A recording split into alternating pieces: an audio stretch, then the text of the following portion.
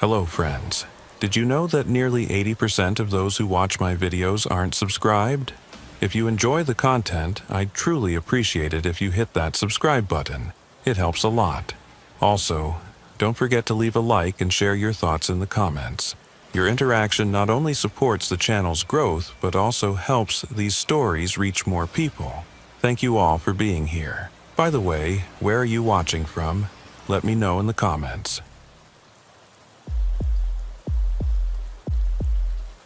Sheriff Ezra Hawthorne squinted against the scorching August sun as his patrol vehicle crawled along the dirt road 20 miles south of Bisbee. The thermometer on his dashboard read 114 degrees, and it was only 10 in the morning. After 23 years patrolling Cochise County's vast borderlands, he'd learned to read the desert's moods, and today something felt wrong. The call had come in at dawn from rancher Obadiah Whitmore, whose property stretched along 8 miles of the international border. Obadiah's voice had been steady but concerned. He'd found an abandoned camp on the far edge of his land, but this wasn't the usual migrant crossing site. There was too much blood, he'd said, and expensive equipment left behind.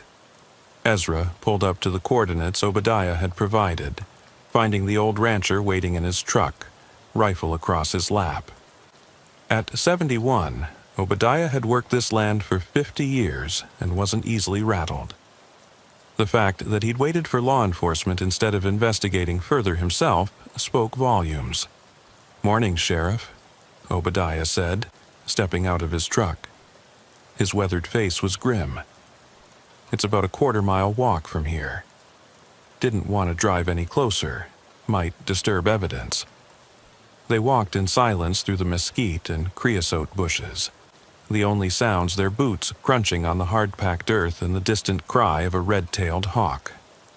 The camp was situated in a natural depression, hidden from casual view by a ring of large boulders and tall saguaro cacti. Ezra stopped at the edge of the campsite, his hand instinctively moving to his service weapon. 3 high-end camping tents were arranged in a triangle, but they'd been shredded. Not cut cleanly, but torn apart with tremendous force. Expensive camping gear was scattered everywhere.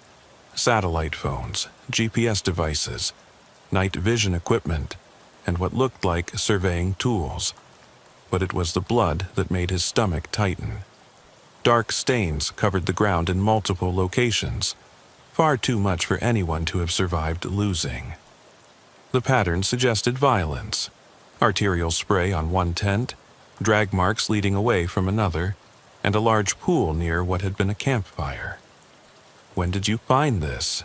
Ezra asked, pulling on latex gloves. "About 5 this morning. I was checking my fence line when I saw vultures circling. Thought maybe I'd lost some cattle, but found this instead." Obadiah stayed back, knowing not to contaminate the scene. "Sheriff, there's something else." These weren't migrants or drug runners. Ezra was already reaching the same conclusion. The equipment was too expensive, too specialized. He photographed everything methodically, then carefully approached one of the torn tents. Inside, he found a blood-soaked sleeping bag and a wallet that had been overlooked in whatever violence had occurred here. The ID belonged to Marcus Stone from Phoenix, an employee of Meridian Defense Contractors. Ezra recognized the company name. They were a private military contractor that sometimes worked with Border Patrol, providing training and tactical support. A search of the other tents yielded 2 more IDs: David Marsh and Anthony Reeves, both also from Meridian. Their photos showed clean-cut men in their 30s, the kind who'd seen military service and moved into private sector security work. These men were professionals, Ezra said, examining a damaged tactical vest. Armed, trained, and equipped with the best gear money could buy. Whatever happened here, they didn't go down easy. He found spent shell casings, 2 3 rounds from AR-15 style rifles, and 9mm from sidearms. The brass was scattered in defensive positions, suggesting the men had tried to establish a perimeter. But there were no bodies, no signs of who or what they'd been shooting at. Following the blood trails led to more questions than answers. One trail ended abruptly at a large rock formation, the blood simply stopping as if the wounded person had vanished. Another led to tire tracks from what appeared to be multiple vehicles, heavy trucks based on the tread depth. Ezra called Deputy Silas Brennan for backup and to start running the IDs through the system. While waiting, he expanded his search of the area. 50 yards from the camp, hidden behind a cluster of boulders, he found something that changed the entire nature of the investigation. 3 shallow graves had been hastily dug and partially filled, but they didn't contain the missing security contractors. Instead, Ezra found himself looking at the bodies of 3 young women, all appearing to be in their late teens or early 20s. They'd been dead for several days, the desert heat accelerating decomposition, but the cause of death was clear: execution-style gunshots to the head. His radio crackled. "Sheriff, I've got information on those Meridian contractors." Silas's voice came through. According to their company, they were on a recovery mission. Seems a client's daughter was kidnapped 2 weeks ago in Phoenix. The family hired Meridian to get her back when they received proof she'd been taken across the border. Ezra looked back at the bodies. One of them matched the general description Silas was giving him of the kidnapped girl. Rebecca Ashford, 19, daughter of a tech executive who'd made millions in government contracts. "Silas, we're going to need the FBI, state police, and a forensics team out here. This isn't just a kidnapping gone wrong. We're looking at something much bigger." As he waited for backup, Ezra studied the scene more carefully. The security contractors had clearly tracked the kidnappers to this location and attempted a rescue. Based on the evidence, they'd found the kidnapped victims already dead, which meant they'd walked into a trap. But who had killed 3 trained military contractors and removed their bodies without leaving a trace? The amount of blood suggested they'd been badly wounded or killed on site, yet someone had taken the time and effort to remove them while leaving everything else behind. A glint of metal caught his eye near one of the graves. Ezra knelt and carefully extracted a small pendant from the dirt, a St. Jude medallion on a broken chain. He bagged it as evidence, but something about it nagged at him. He'd seen similar medallions before, worn by Mexican federal police officers he'd worked with on cross-border operations. His phone buzzed with a text from an unknown number. "Stop digging or more will die." Ezra immediately tried to trace the number, but it was already dead. Someone was watching, someone who knew he was here and what he'd found. He scanned the surrounding hills, looking for the telltale glint of binocular lenses or scope glass, but saw nothing. The forensics team arrived 2 hours later, along with a full contingent of federal agents. The scene was processed with methodical precision, every piece of evidence cataloged and analyzed. The 3 young women were confirmed to be kidnapping victims: Rebecca Ashford and 2 others who'd been grabbed from Tucson and Flagstaff over the past month. But it was the blood evidence that proved most interesting.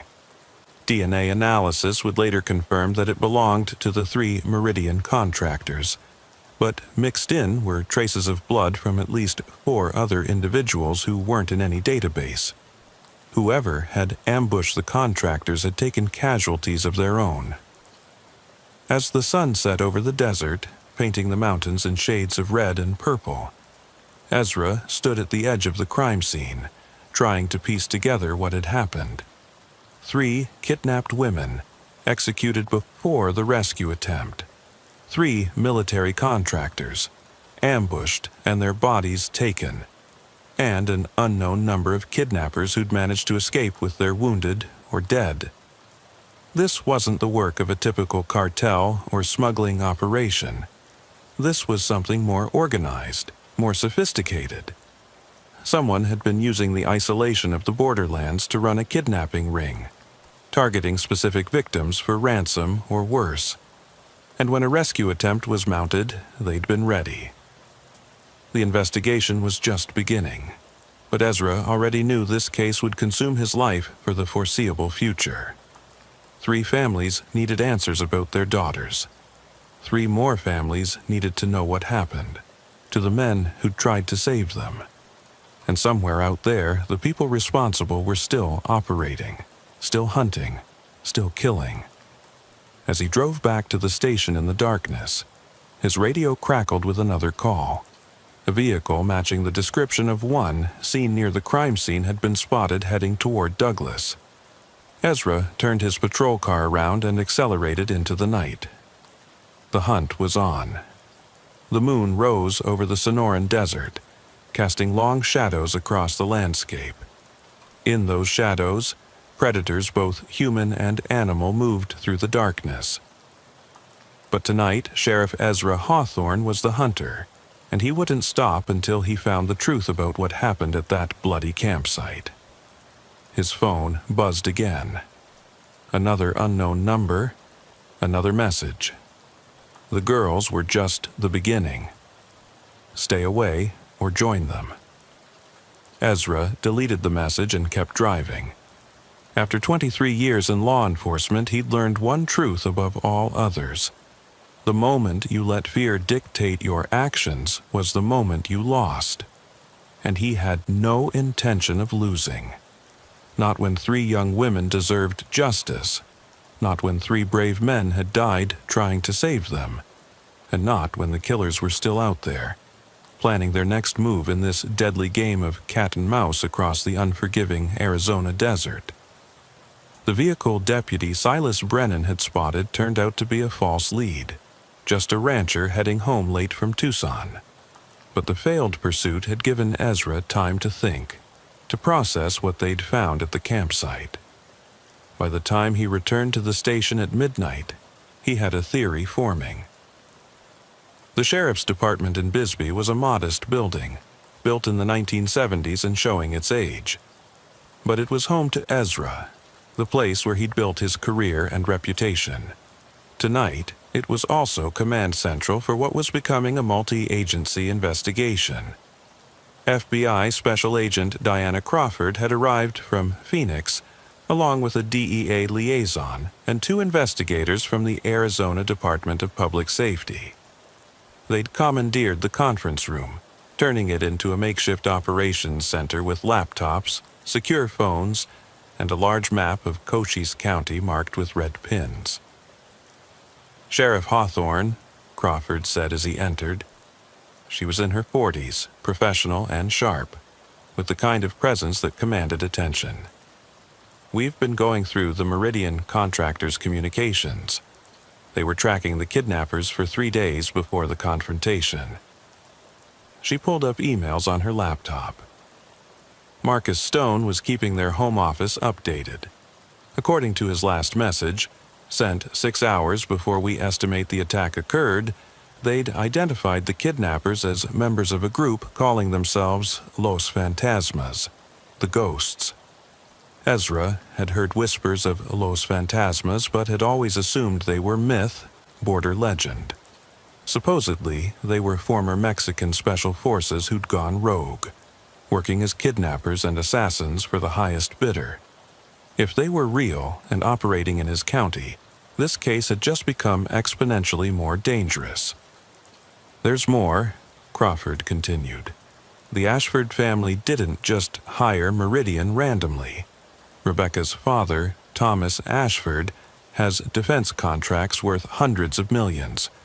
We think Rebecca wasn't a random target. She was grabbed specifically to leverage her father. What kind of leverage? Ezra asked. That's what we're trying to figure out. Ashford's company develops surveillance technology for border security.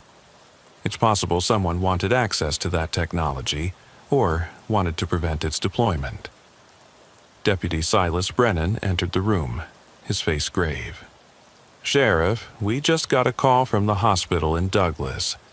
A man was dropped off at the emergency room an hour ago with severe gunshot wounds.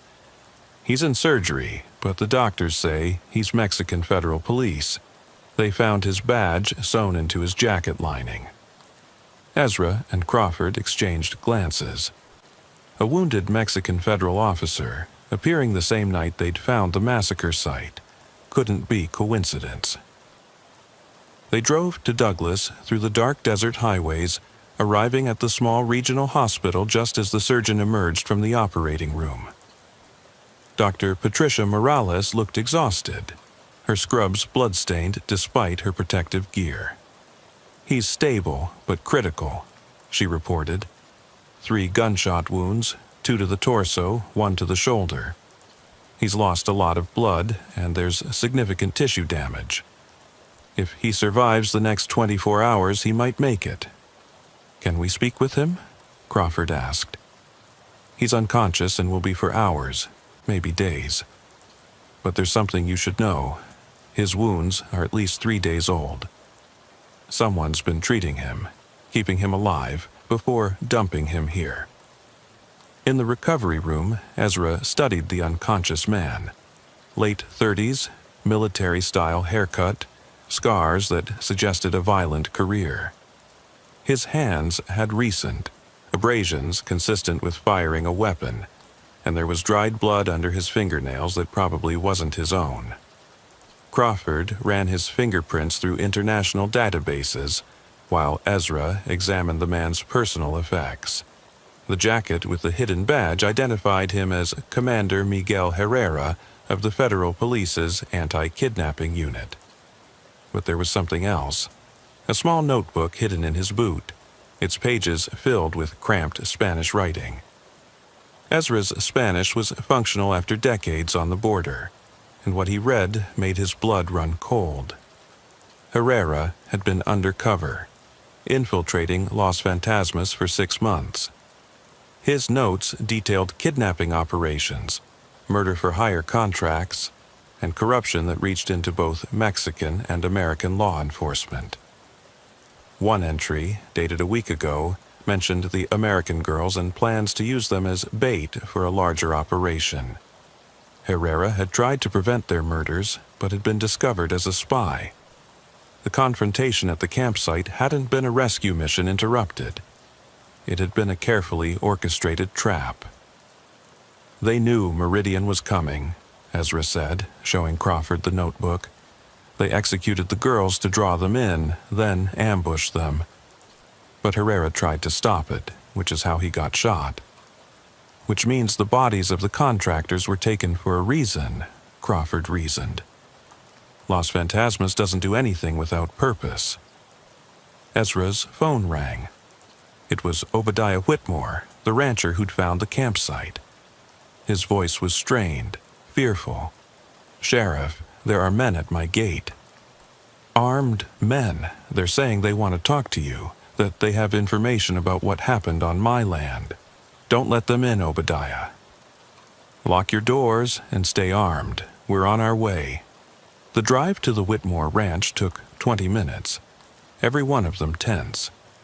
Ezra called for all available backup, but he knew they'd arrive at least 10 minutes after him and Crawford. As they approached the ranch gate, their headlights illuminated 3 vehicles, black SUVs with Sonora plates. A man stood beside the lead vehicle, hands visible but clearly armed.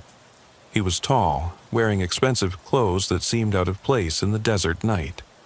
When Ezra stepped out of his patrol car, weapon drawn but pointed down, the man smiled.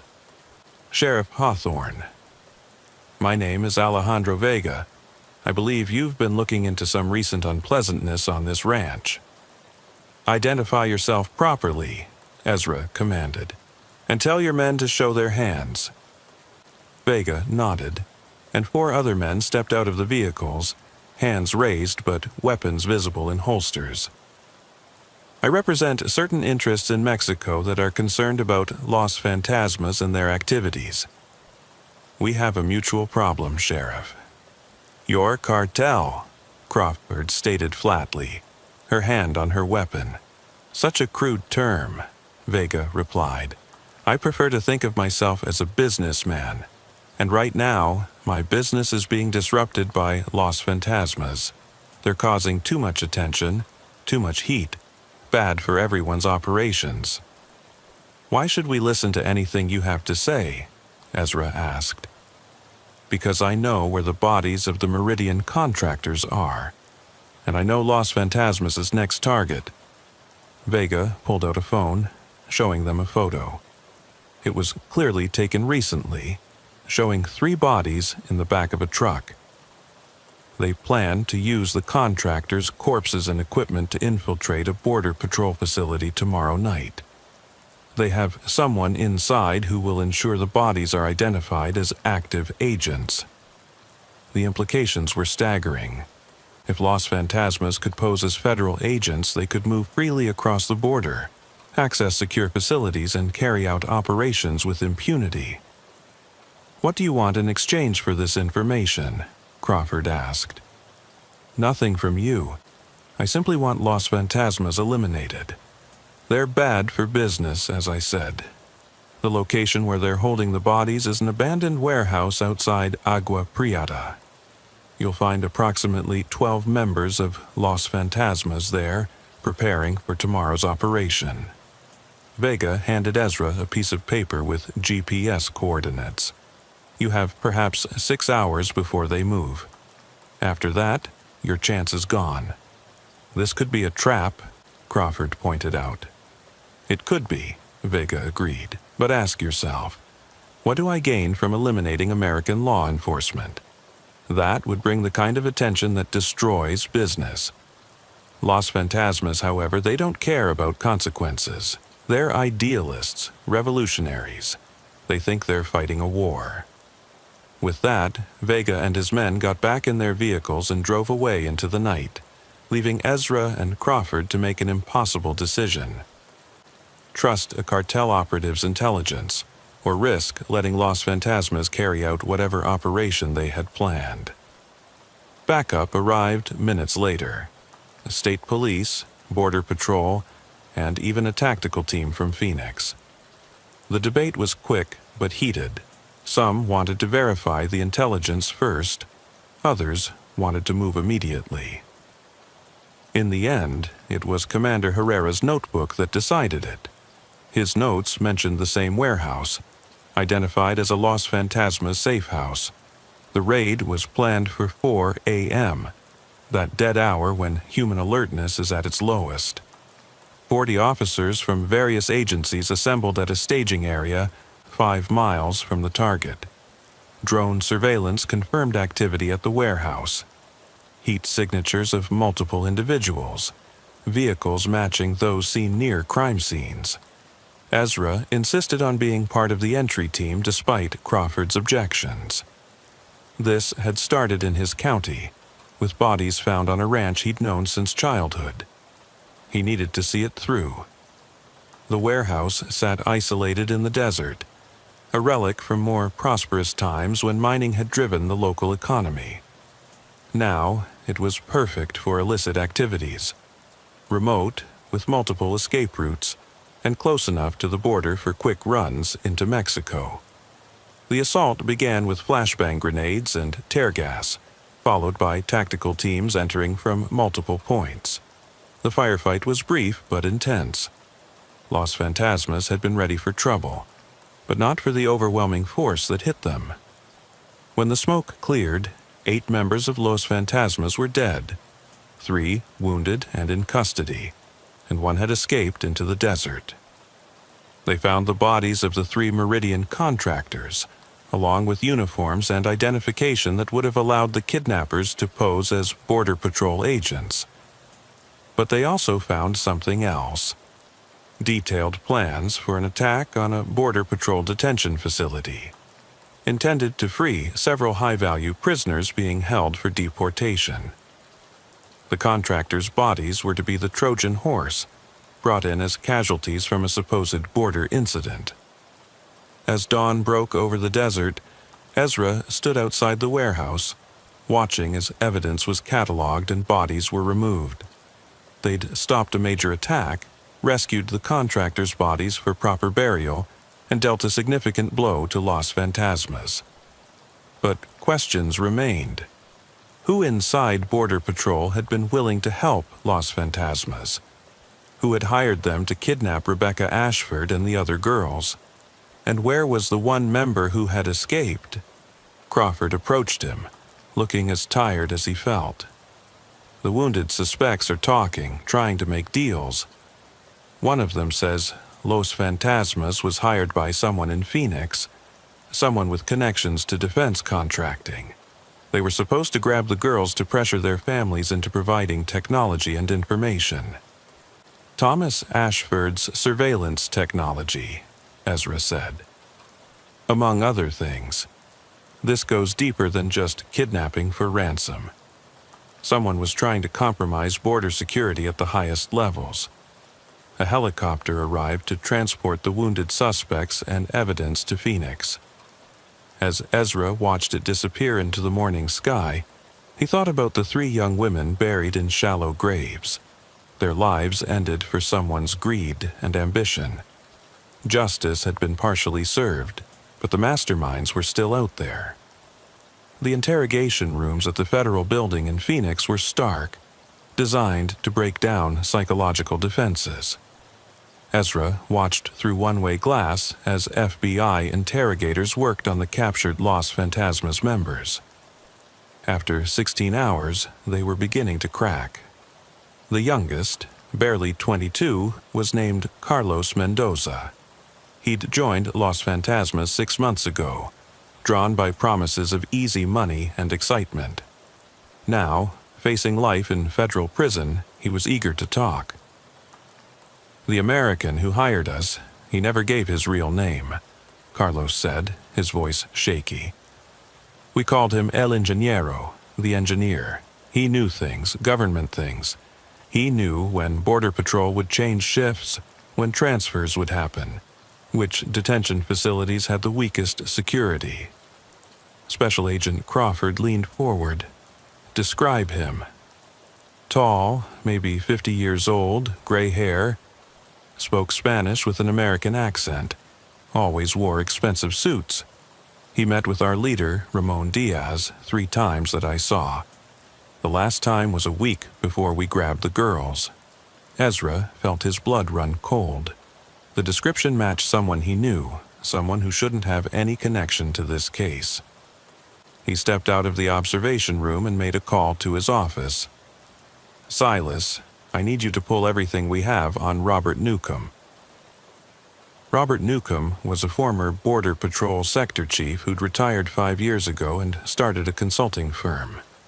He'd worked with Ezra on numerous cases, had been a trusted colleague, but he also had access to the kind of information Los Fantasmas had been using.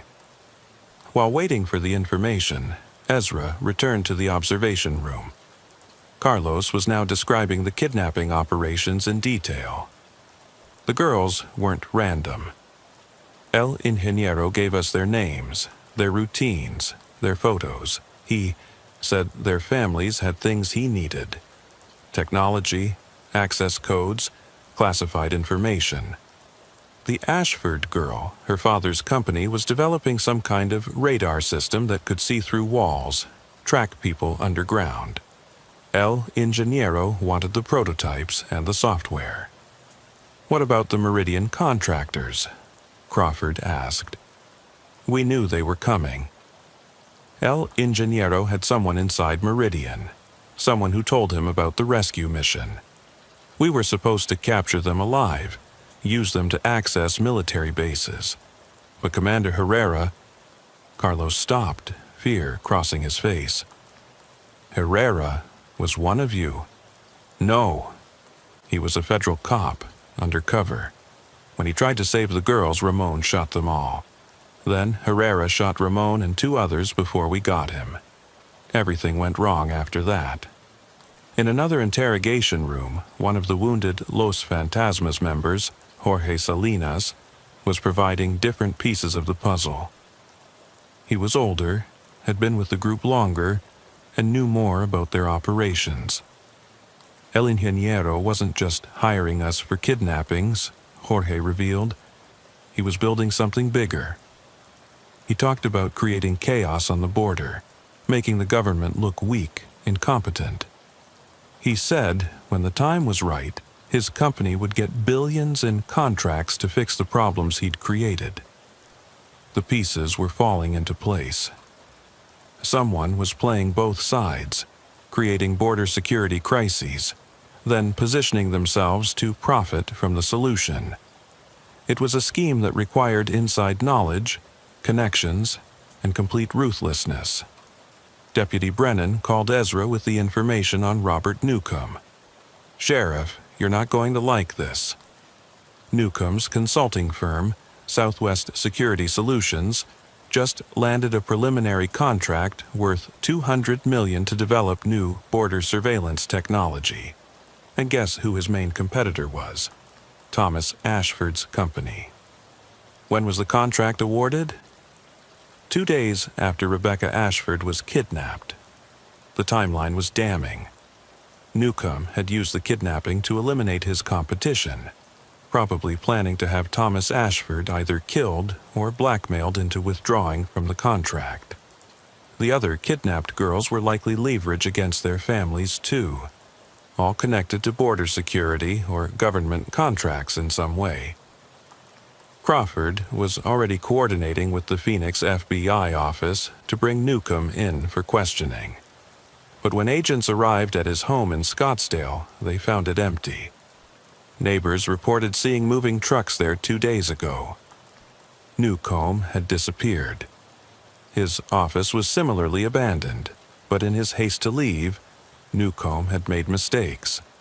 Forensic computer specialists recovered partially deleted files from a server, including encrypted communications with someone using the handle Ghost Leader, presumably Ramon Diaz, the dead leader of Los Fantasmas. The messages laid out the entire conspiracy. Newcomb had been planning this for 2 years, identifying vulnerable points in border security, recruiting corrupt officials, and building relationships with criminal organizations. He'd provided Los Fantasmas with intelligence, equipment, and cover in exchange for their services. But the most shocking revelation came from a financial analysis. Newcomb wasn't working alone. The money trail led to a shell company registered in Delaware, which led to another in the Cayman Islands, which finally traced back to a defense contractor called Pinnacle Solutions, a major player in the military-industrial complex with contracts worth billions. Pinnacle's CEO, William Garrison, was a former Pentagon official with deep connections in Washington. If he was involved, this conspiracy reached into the highest levels of government and industry. That evening, Commander Miguel Herrera finally regained consciousness. Weak but lucid, he confirmed much of what they'd learned and added crucial details. "I've been tracking Los Fantasmas for 2 years," he said through cracked lips. "They started as idealists, former soldiers who thought they were fighting corruption. But the money corrupted them. When El Ingeniero, Newcomb, approached them, they became his private army." "Do you know where Newcomb might run?" Ezra asked. "He has a place in Mexico in Sonora. A ranch called Vista del Sol, about 50 miles south of Agua Prieta. Los Fantasmas provided security for it. But Sheriff, he's not the top. There are others. Powerful people who want chaos on the border because chaos means profit." The investigation had expanded beyond anything Ezra had imagined when he'd first stood over those bodies in the desert. Federal agencies were now involved at the highest levels. Congressional committees were asking questions, and the media was beginning to sniff around the edges of the story. But for Ezra, it remained personal. 3 young women were dead, their lives sacrificed for money and power. 3 brave men had died trying to save them, and the man responsible was still free, possibly planning his next move from a fortified ranch in Mexico. The Mexican government, embarrassed by the Los Fantasmas revelations and grateful for Commander Herrera's survival, agreed to a joint operation. Mexican federal police would raid the Vista del Sol ranch, while American forces waited at the border to arrest Newcomb if he tried to flee north. The raid was scheduled for dawn, 3 days after the warehouse assault. Ezra positioned himself at the Douglas port of entry, watching the feeds from drones circling the ranch. The property was massive, with a main house, several outbuildings, and a private airstrip. As the Mexican forces moved in, Ezra could see figures scattering from the buildings. Gunfire erupted, brief but intense. Then, a small plane started rolling down the airstrip. Newcomb was trying to escape by air. Mexican helicopters moved to intercept, but the plane was already airborne, heading north toward the border. This was what they'd prepared for. Air Force jets scrambled from Davis-Monthan Air Force Base, ready to force the plane down. But Newcomb had one more card to play. The plane suddenly changed course, diving low and heading for the mountains. For a terrifying moment, it looked like he might escape into the rugged terrain where tracking would be nearly impossible. Then the plane's engine sputtered and died. Whether from mechanical failure or fuel exhaustion, Newcomb was going down. The plane crashed in a remote canyon 15 miles north of the border, in Ezra's jurisdiction. Search and rescue teams found the wreckage 2 hours later. Newcomb had survived, but was badly injured. His legs broken, internal injuries keeping him immobilized.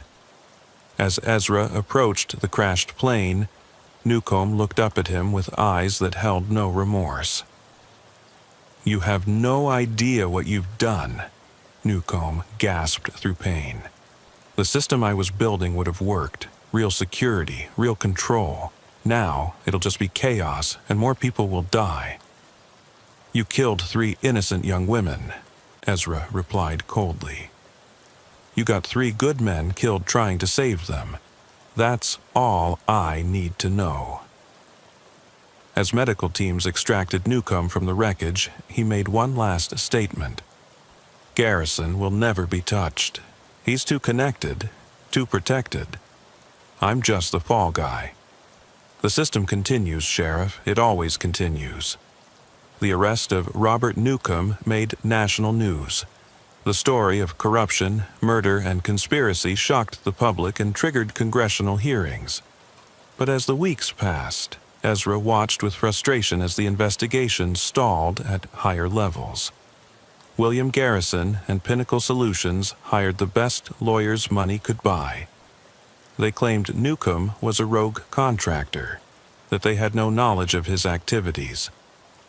Without direct evidence linking Garrison to the conspiracy, evidence that mysteriously disappeared or was deemed inadmissible, prosecutors couldn't touch him. Newcomb, facing multiple life sentences, refused to testify against his former partners. Whether from loyalty, fear, or some twisted sense of honor, he took full responsibility while insisting he'd acted alone. Commander Herrera recovered and returned to Mexico, where he received commendations for his undercover work. Before leaving, he met with Ezra one last time. "This is how it always ends," Herrera said sadly. "The little fish get caught, the big fish swim away. But we saved lives, Sheriff. We stopped Los Fantasmas, prevented that attack on the detention facility. Sometimes that has to be enough." 3 months after the bodies were found on Obadiah Whitmore's ranch, Ezra stood at the graves of Rebecca Ashford and the 2 other young women. Their families had come for a memorial service, seeking closure that the justice system had only partially provided. Thomas Ashford approached Ezra after the service. "Sheriff, I know you did everything you could. Newcomb will rot in prison, and that's something. But we both know others are still out there." "Yes, sir, they are. My company is developing new technology, better ways to monitor the border without violence, without walls, real security through intelligence and early warning. Would you consult for us? Help us understand the real challenges down here?" Ezra considered the offer. After everything that had happened, returning to routine patrol seemed impossible. The border had always been dangerous, but now he'd seen how deep the corruption ran, how money and power could turn security into a commodity to be manipulated for profit. "I'll think about it," he said.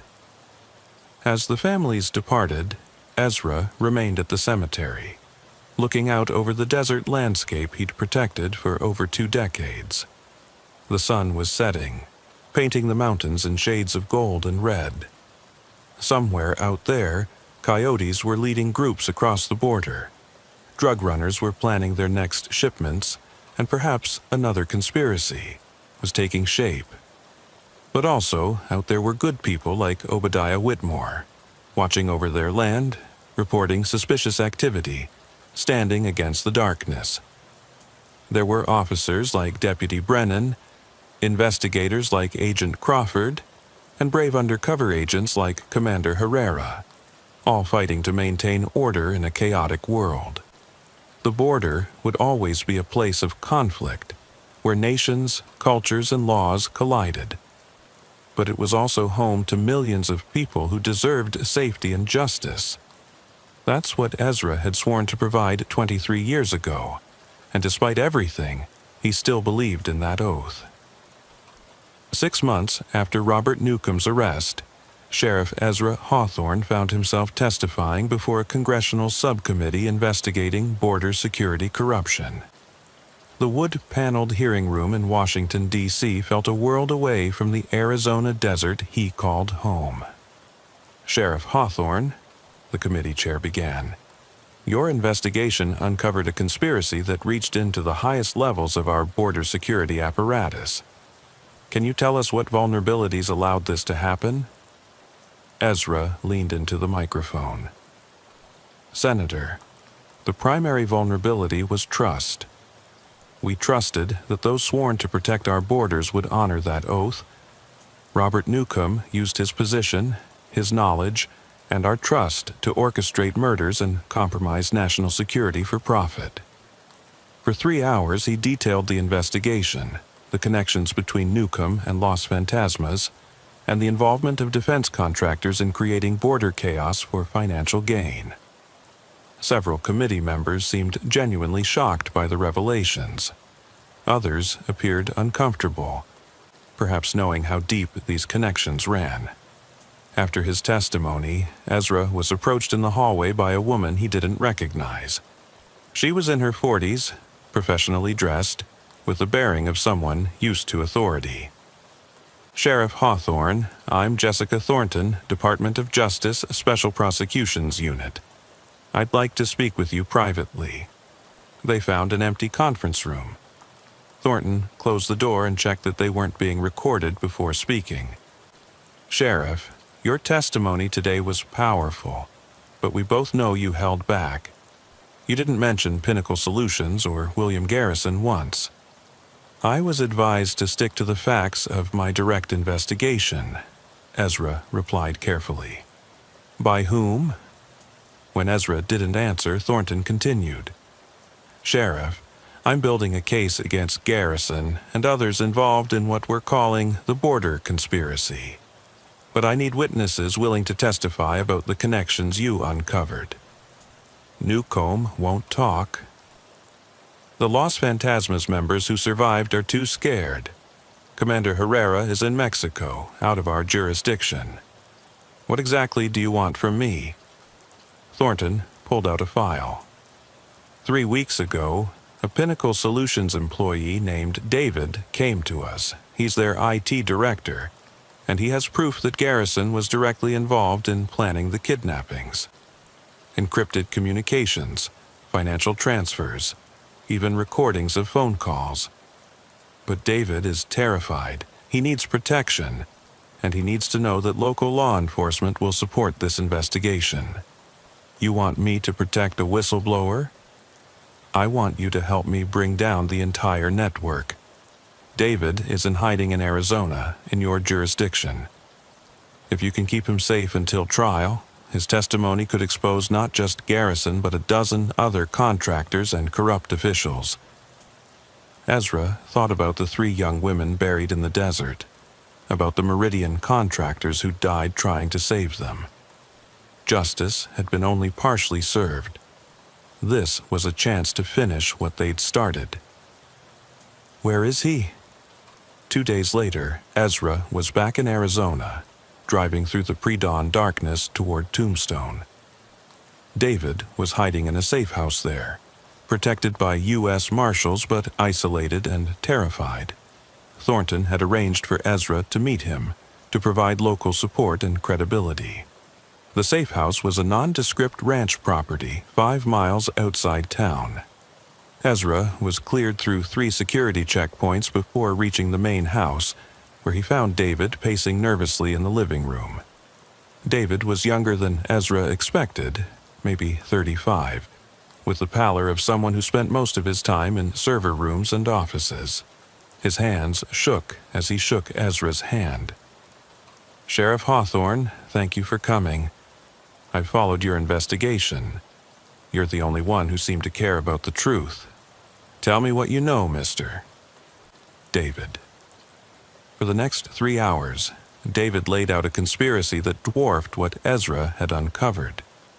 Pinnacle Solutions, along with 4 other major defense contractors, had been systematically creating border security crises for 5 years.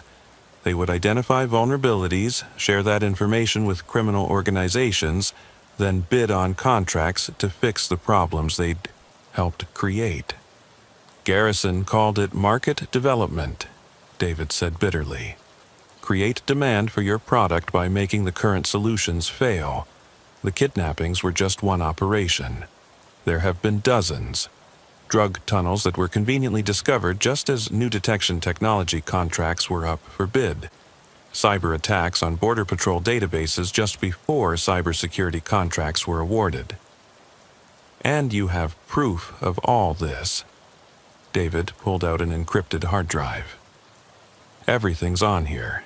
Emails, financial records, recordings. I started collecting evidence 2 years ago when I realized what was happening. But I was too scared to come forward until those girls were killed. That wasn't supposed to happen. They were just supposed to be leveraged, then released. But Los Fantasmas had their own agenda. Exactly. Garrison lost control of his assets. That's when I knew I had to act. Over the following weeks, Ezra worked with the marshals to keep David safe, while Thornton built her case. It wasn't easy. Twice, unknown vehicles were spotted conducting surveillance on the safe house. Once, someone tried to hack into the marshal's communication system. Deputy Silas Brennan proved invaluable, organizing local law enforcement to provide additional security without drawing attention. Rancher Obadiah Whitmore, whose land had been the original crime scene, offered his property as an alternate safe house, with its clear sightlines and defensible position. The threat became real one night when a team of professional mercenaries attempted to breach the safe house. They disabled the alarms and were moving in when one of Obadiah's ranch hands, on loan as additional security, spotted them. The resulting firefight was brief but intense. 2 mercenaries were killed, 3 captured. Under interrogation, the captured men revealed they'd been hired through intermediaries, paid in cryptocurrency, and given detailed intelligence about the safe house security. Someone with resources and connections was trying to silence David before he could testify. The attempted attack actually strengthened Thornton's case. The captured mercenaries' equipment was traced back to a Pinnacle Solutions subsidiary, and their payment was linked to accounts controlled by Garrison's associates. William Garrison was arrested at his Virginia estate on a morning when he was hosting a fundraiser for several congressional representatives. The image of him being led away in handcuffs while politicians scattered became iconic, symbolizing the intersection of corruption and power that had enabled the conspiracy. The trial was held in Phoenix with unprecedented security. Ezra testified again, this time holding nothing back. He described finding the bodies, tracking the conspiracy, and protecting the witness whose testimony was exposing the entire network. David's testimony was devastating. He presented evidence methodically, showing how Garrison and others had orchestrated chaos for profit, treating human lives as acceptable collateral damage. The defense attorneys tried to discredit him, but the evidence was overwhelming. On the trial's 10th day, Robert Newcomb surprised everyone by agreeing to testify. Facing life in prison regardless, perhaps he'd decided that protecting Garrison was no longer worth it. Or perhaps he simply wanted to ensure that if he was going down, everyone involved would go with him. Newcomb's testimony revealed the full scope of the conspiracy. 17 defense contractors had been involved to varying degrees. 31 government officials had been bribed or blackmailed. The network had generated over $3 billion in fraudulent contracts over 5 years. "We didn't invent corruption," Newcomb said from the witness stand. "We just organized it, made it efficient. The border has always been a place where money and blood mix. We just found a way to profit from it." The jury deliberated for 3 days. When they returned, William Garrison was found guilty on all counts: conspiracy, murder, racketeering, terrorism, and more. He was sentenced to life without parole. 14 other defendants received sentences ranging from 20 years to life. But the victory felt hollow to Ezra. The 3 young women were still dead. The 3 Meridian contractors were still dead. Commander Herrera still carried the scars from his undercover work. And while the main conspirators were in prison, the system that had allowed them to operate remained largely intact. A month after the trial, Ezra met with Thomas Ashford, Rebecca's father, at the cemetery where she was buried. Ashford had aged visibly, his hair now completely gray, his face lined with grief that would never fully fade. "Was justice served, Sheriff?" Ashford asked, staring at his daughter's headstone. "The people responsible are in prison," Ezra replied. "But justice? I don't know if there's enough justice in the world for what they did. I'm selling my company," Ashford said quietly. "Getting out of the defense business entirely. I'm using the money to create a foundation in Rebecca's name, to help families of kidnapping victims. Will you serve on the board?" Ezra agreed. It was a small gesture against an ocean of violence and corruption, but small gestures were how change began. 3 years later, Sheriff Ezra Hawthorne retired after 26 years in law enforcement. The border had changed during his tenure, becoming more militarized, more surveilled, but in many ways no safer. The cartels adapted to every new technology, every new strategy. The cycle of violence and enforcement continued. On his last day, Ezra drove out to the spot where everything had started. Obadiah Whitmore's ranch, the site of that terrible discovery. The blood had long since been washed away by rain and wind, the evidence of violence erased by time and nature. Obadiah met him there, now 74, and moving slower but still sharp-eyed and vigilant. "Thinking about what might have been?" Obadiah asked. "Thinking about what was," Ezra replied. 3 young women who should be alive. 3 good men who died trying to save them. A conspiracy that reached into the heart of our government. And all for money. You stopped them, Ezra. You and the others. That counts for something. Does it? There'll be another Newcomb, another Garrison. Different names, same greed. The border's too profitable for the violence to ever really stop." Obadiah was quiet for a moment, then said, "My grandfather used to say that evil is like the desert. It's always there, always waiting. But so is good. The choice is which one we water, which one we help grow." As the sun set over the Sonoran Desert, painting the landscape in shades of red and gold, Ezra thought about those words. He'd spent his career trying to water the good, to protect the innocent, to serve justice. Sometimes he'd succeeded, sometimes he'd failed, but he'd never stopped trying.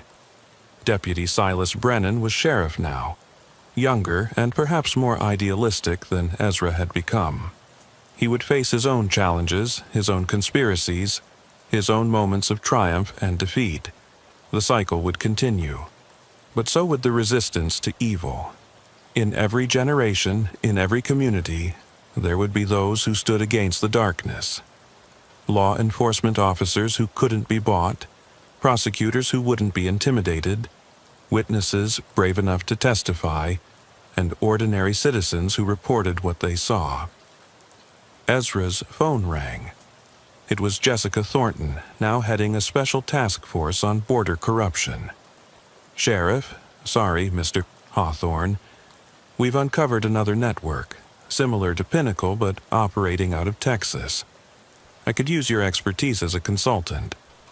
Ezra looked out over the desert, then at Obadiah, who nodded knowingly. "Send me the files," Ezra said. "I'll take a look." He might be retired from law enforcement, but he wasn't retired from the fight for justice. The 3 young women in their graves deserved that much. The 3 contractors who'd died trying to save them deserved that much. Everyone who'd suffered because of greed and corruption deserved that much. The border would always be a battleground between law and chaos, between those who protected and those who exploited. But as long as there were people willing to stand against the darkness, there was hope. Not for perfect justice, not for absolute safety, but for the possibility that good could prevail more often than not. As Ezra drove away from the ranch, heading toward his new role as a consultant and advocate, he carried with him the weight of all he'd seen, and the determination to use that knowledge to prevent future tragedies. The desert stretched out before him, vast and unforgiving, but also beautiful in its harsh honesty. The Border Patrol incident, as the media had dubbed it, was over, but its echoes would resonate for years, a reminder that the price of justice is eternal vigilance, and that sometimes the greatest threats come not from outside our borders, but from within our own institutions. Sheriff Ezra Hawthorne was no longer sheriff, but he would always be a guardian of justice, watching over the borderlands he loved, protecting those who couldn't protect themselves, and standing against the darkness wherever it emerged from the desert shadows. Sheriff Amos Claiborne stood at the Peralta trailhead in the Superstition Mountains, studying the abandoned Toyota Camry that had been parked there for 6 days. The morning sun was already brutal at 7 a.m., promising another scorching September day in the Arizona wilderness.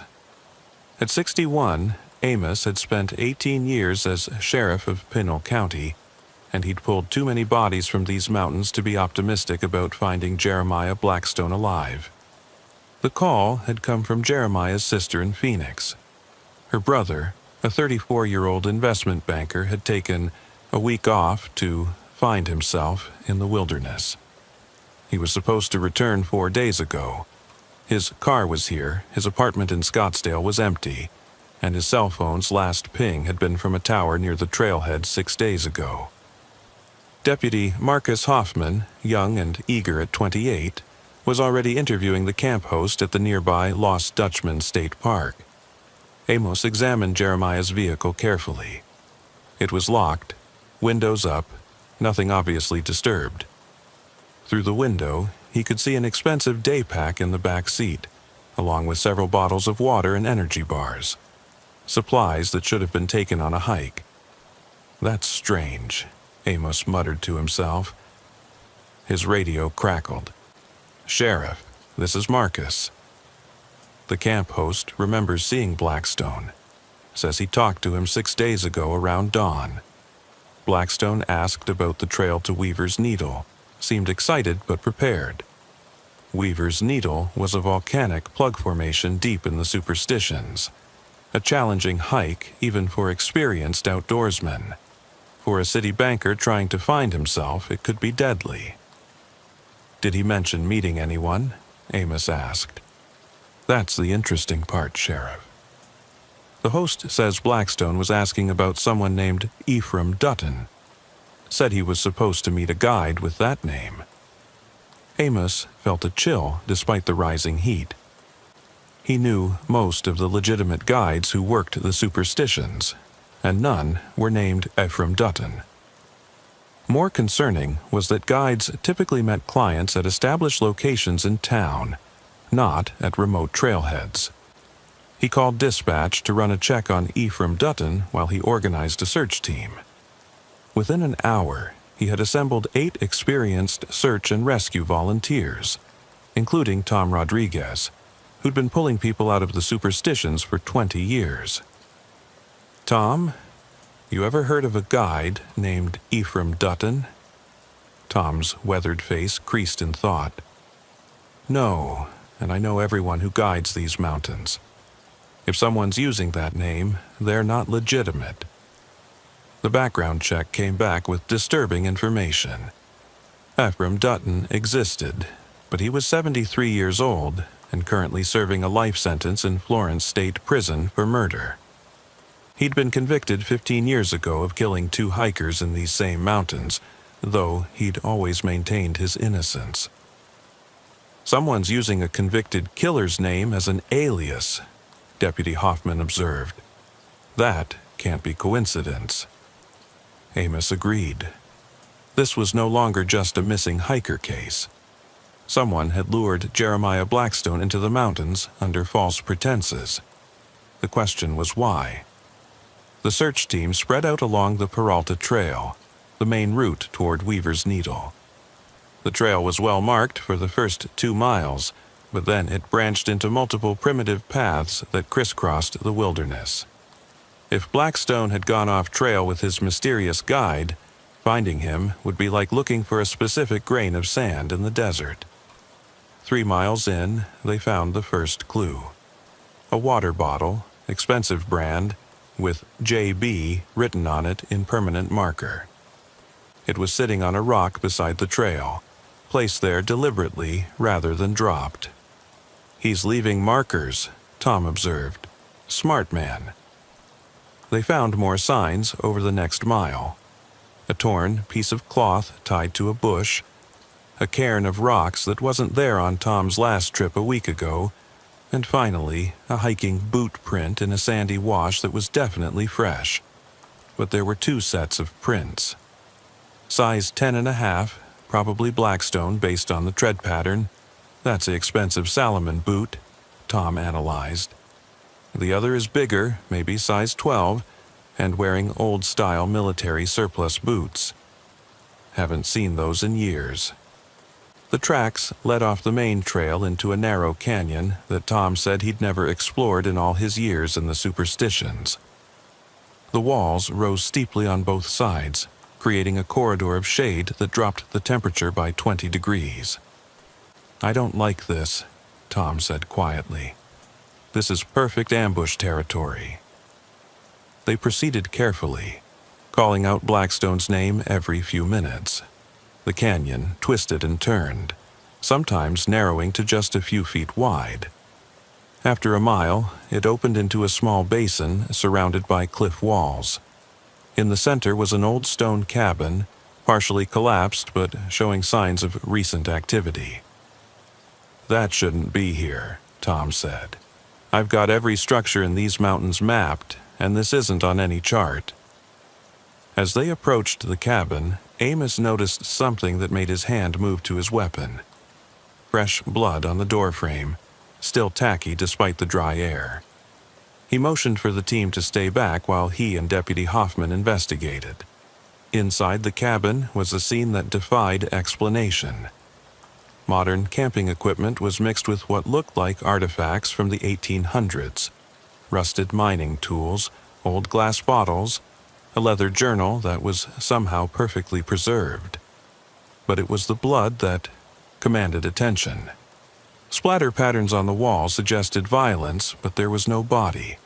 In the corner, they found Blackstone's backpack. His wallet was inside, along with his phone, dead battery, and a handwritten note. If you're reading this, I'm probably dead. The guide isn't who he claims to be. I think he's killed before.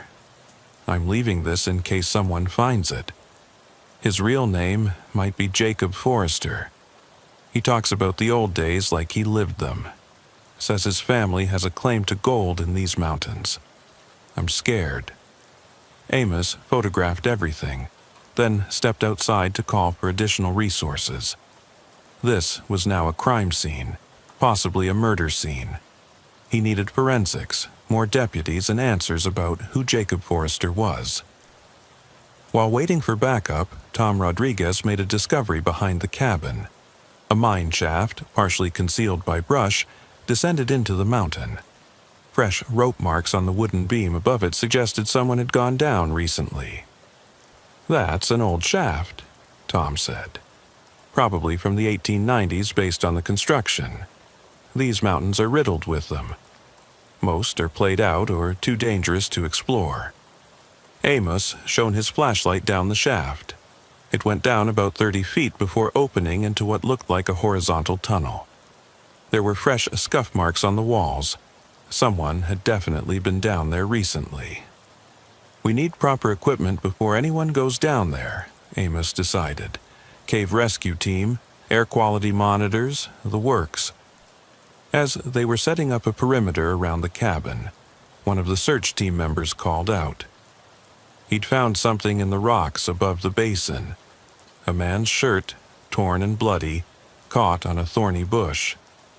It matched the description of what Blackstone had been wearing.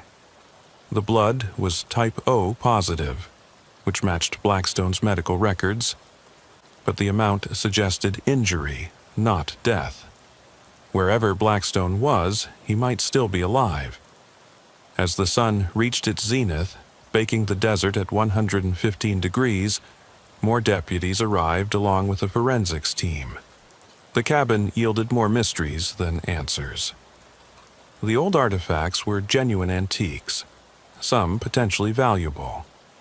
The journal, written in faded ink, described gold mining operations from 1893 and mentioned a family named Forrester, who'd claimed several mines in the area. But it was the modern equipment that was most disturbing. Along with Blackstone's gear, they found items belonging to at least 3 other people. Driver's licenses, credit cards, phones. A quick check revealed all 3 were hikers who'd gone missing in the superstitions over the past 2 years, their bodies never found. "We're not looking for just one missing hiker," Amos told his team. "We're looking at a serial killer who's been operating in these mountains." The cave rescue team arrived by late afternoon, equipped with rappelling gear, gas detectors, and communications equipment. The lead climber, Sarah, was one of the best in the state, having pulled dozens of people from Arizona's extensive cave systems. "Air quality is good," she reported after initial readings. "But this shaft connects to a larger system. I can feel air movement from below, which means there are other entrances." Sarah descended first, with Deputy Hoffman following. Their helmet cameras transmitted grainy footage to monitors above.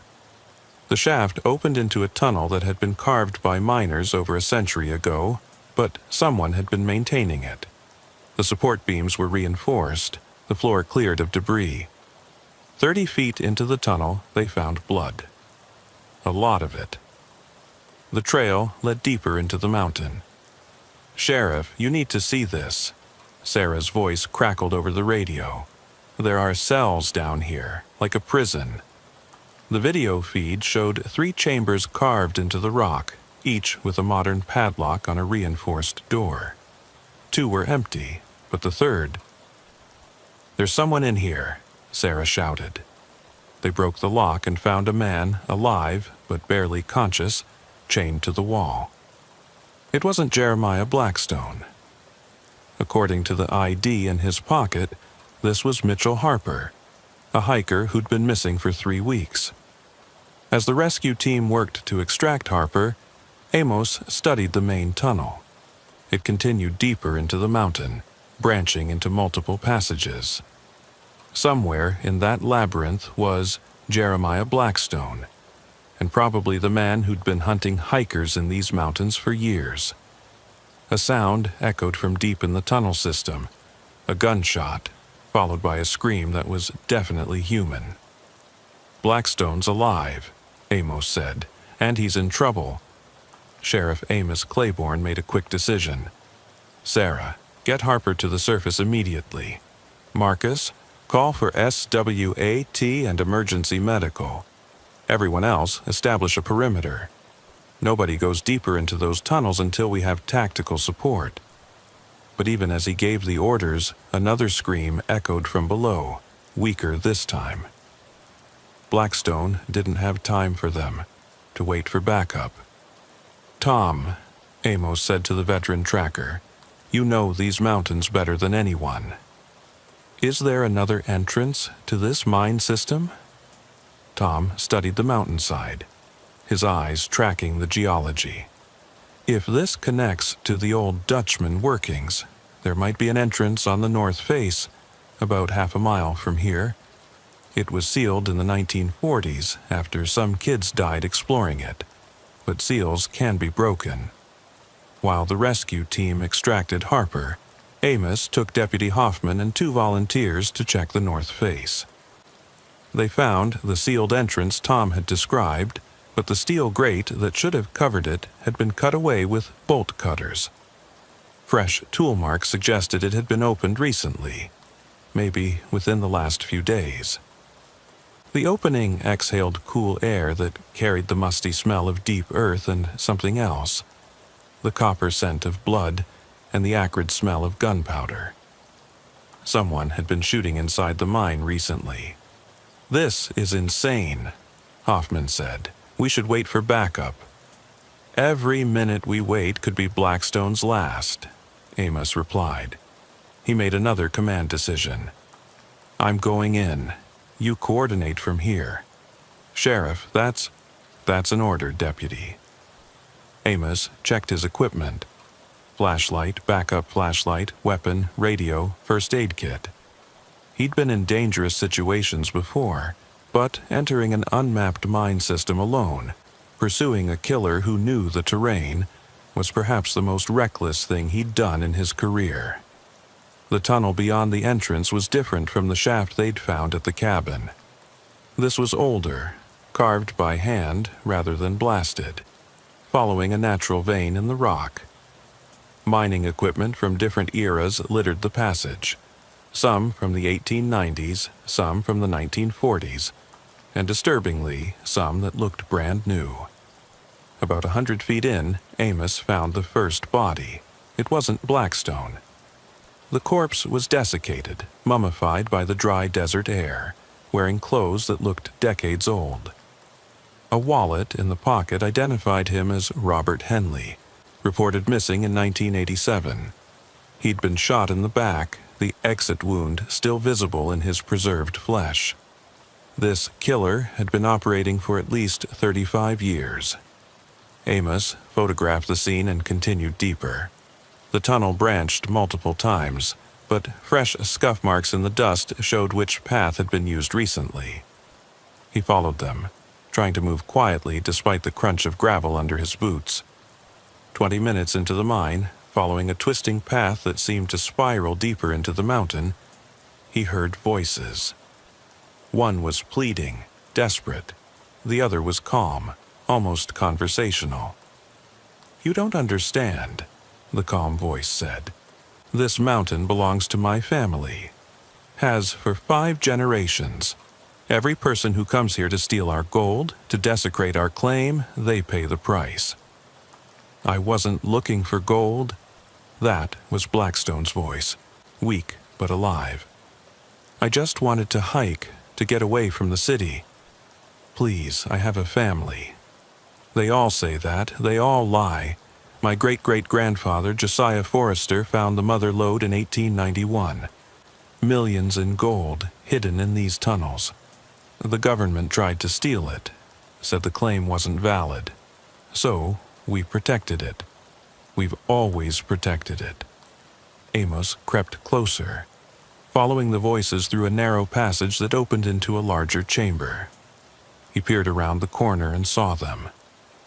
Jeremiah Blackstone was on his knees, hands zip-tied behind his back, blood covering the left side of his face from a head wound.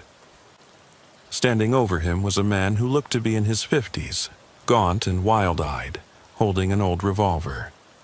This had to be Jacob Forrester, but there was something off about Forrester. His clothes were an odd mix of modern and antique, as if he'd been raiding the wardrobes of his victims across decades. His hair was long and unkempt, his skin pale from too much time underground. He looked like someone who'd been living in these tunnels for years. "The guide thing works well," Forrester continued, gesturing with the gun. "People trust a local guide. They follow eagerly, thinking they're getting the inside track to hidden treasures or secret trails. But they're all thieves, every one of them." "I hired you through a website," Blackstone said. "Desertadventures.com. You had reviews, references." Forrester laughed, a sound that echoed off the cave walls. "Amazing what you can fake online. Create a few accounts, write your own reviews, use photos from real guide services. People are so trusting."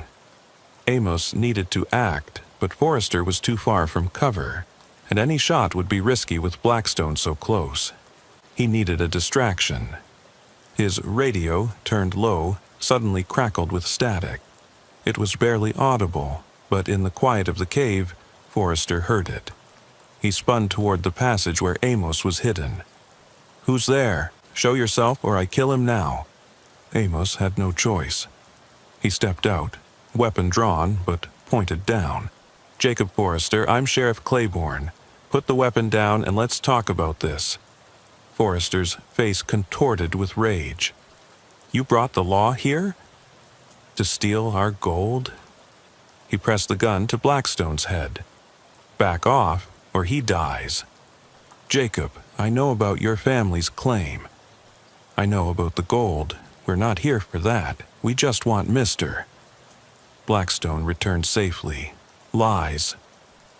That's what they said in 1947 when they killed my grandfather. Said they just wanted to survey the land, but they were trying to steal everything." Amos noticed something Forrester hadn't. Blackstone had been working on his zip ties and one hand was almost free. The banker might have been soft, but he was smart and determined. "Tell me about the gold, Jacob. Tell me about your family's claim." Forrester's eyes lit up with manic pride. "Josiah found the vein following an Apache map. Millions in raw gold waiting to be extracted. But the government said the claim was invalid, that the land belonged to the state. We've been protecting it ever since, keeping out the thieves and claim jumpers. How many people have you killed to protect it? I don't kill them all. Some, like that man your people found, I keep for a while. Try to make them understand. But they never do. They're all corrupted by greed." Behind Forrester, Blackstone got his hand free. He was waiting for an opportunity. "Jacob, there's no gold here," Amos said carefully. "The geological surveys—" "Lies!" Forrester screamed. "I've seen it. My father showed me, his father showed him. It's hidden, deeper than anyone has gone except us." He was becoming more agitated, the gun shaking in his hand. That's when Blackstone made his move, rolling away from Forrester and toward a pile of rocks. Forrester swung the gun toward him and fired, the bullet sparking off stone inches from Blackstone's head. Amos didn't hesitate. His shot took Forrester in the shoulder, spinning him around. The revolver flew from his hand, clattering across the cave floor. Forrester went down, clutching his wound, screaming incoherently about thieves and gold and family honor. "You okay?" Amos asked Blackstone while keeping his weapon trained on Forrester.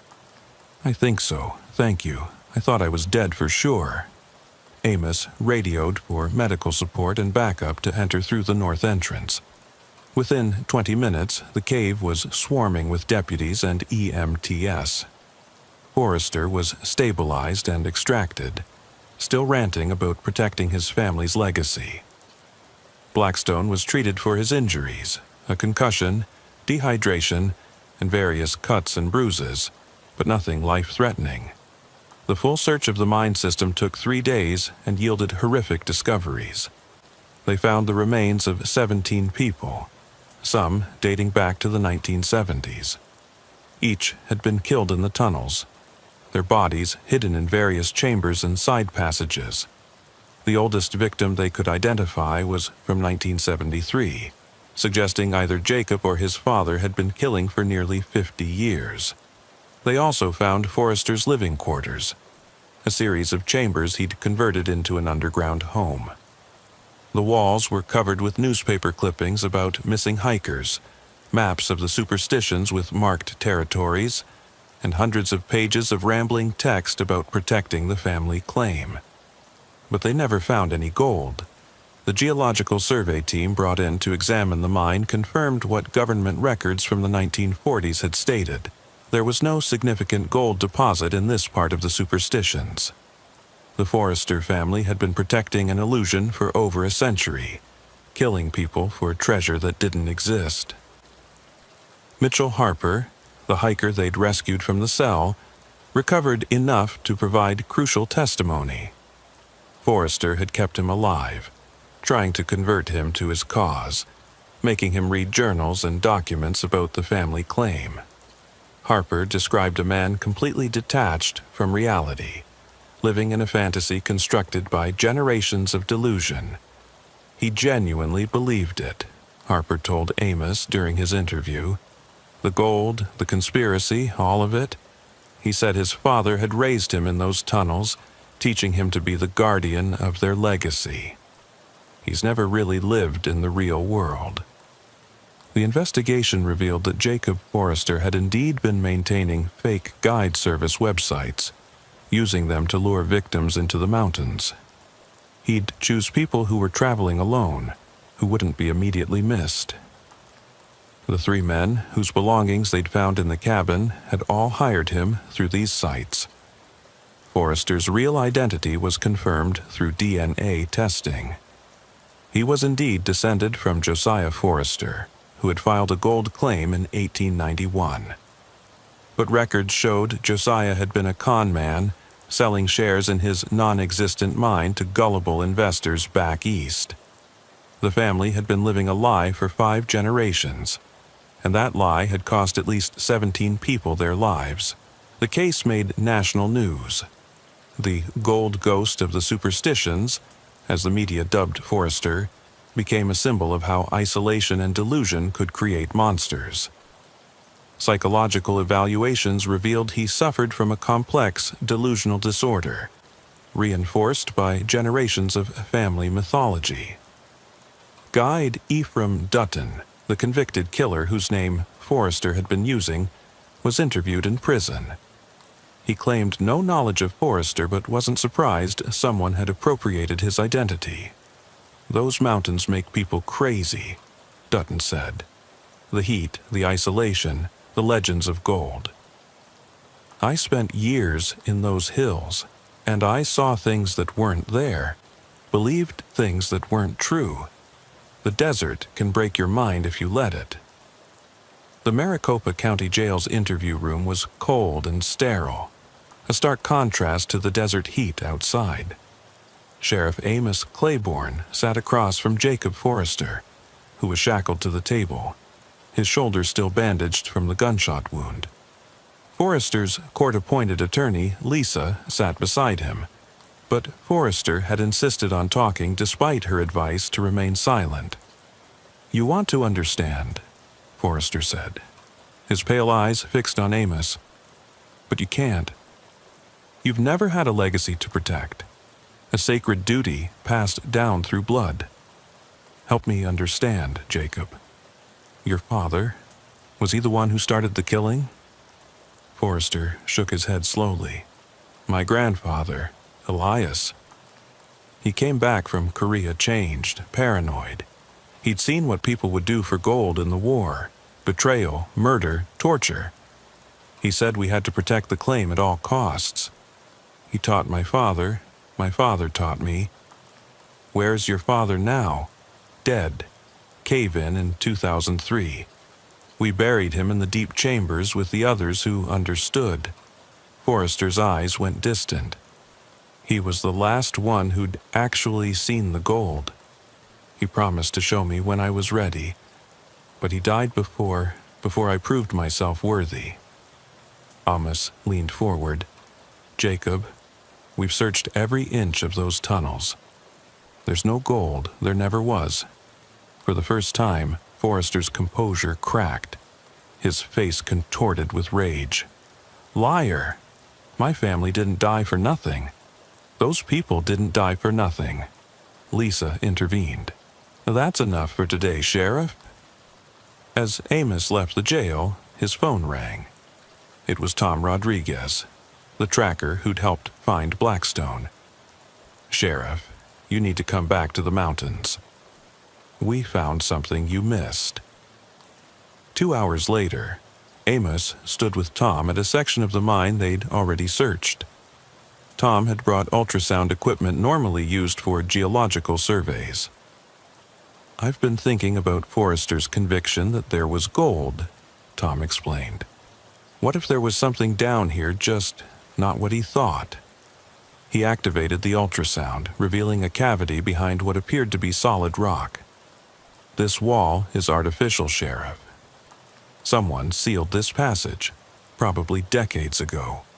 It took a demolition team 3 hours to safely breach the wall. What they found beyond defied all expectations. The chamber was vast, carved from solid rock with tools and techniques that seemed impossible for 1890s miners. But it wasn't gold that filled the space. It was artifacts. Native American artifacts, thousands of them. Some appearing to be centuries old. Pottery, weapons, ceremonial items, and in the center, a massive stone tablet covered with petroglyphs. Dr. Elena Vasquez from Arizona State University's anthropology department arrived the next morning. Her assessment was stunning. This is a Apache sacred site, probably used for centuries before European contact. These artifacts. Sheriff, this collection is priceless. Museum quality. Some of these pieces are completely unique to archaeological record. So there was treasure in the mountain, Amos said quietly. Yes, but not gold. Cultural treasure. The Forrester family built their mine right through an ancient sacred site. They probably found this chamber early on, sealed it to hide the evidence of what they'd destroyed and stolen. The revelation changed everything about the case. The Apache Nation was notified and immediately claimed ownership of the site and artifacts. The federal government got involved, as disturbing Native American sacred sites was a federal crime. Jeremiah Blackstone, recovering in a Phoenix hospital, asked to see Amos. The investment banker looked different. The near-death experience had clearly affected him profoundly. I need to tell you something, Blackstone said. Forrester, he showed me things in the tunnels before you found us. Papers. Old documents. His family wasn't just protecting imaginary gold. They were hiding evidence of what they'd done to the Apache people who used to live in those mountains. He handed Amos a photograph he'd managed to hide during his captivity. It was old, dating from the 1890s, showing Josiah Forrester and several other men standing over the bodies of Native Americans at what was clearly the mine entrance. He bragged about it, Blackstone continued. Said his great-great-grandfather had cleared out the savages to stake his claim. There were records of a massacre that was covered up, blamed on Mexican bandits. The Forresters have been hiding that crime for over a century. The investigation expanded again. Historians were brought in to examine the evidence. They discovered that in 1891, an entire Apache band, about 30 people, had disappeared from the Superstition Mountains. The official record blamed Mexican raiders, but now it seemed the Forrester family and their associates had murdered them to steal their sacred site. Jacob Forrester was brought back for questioning.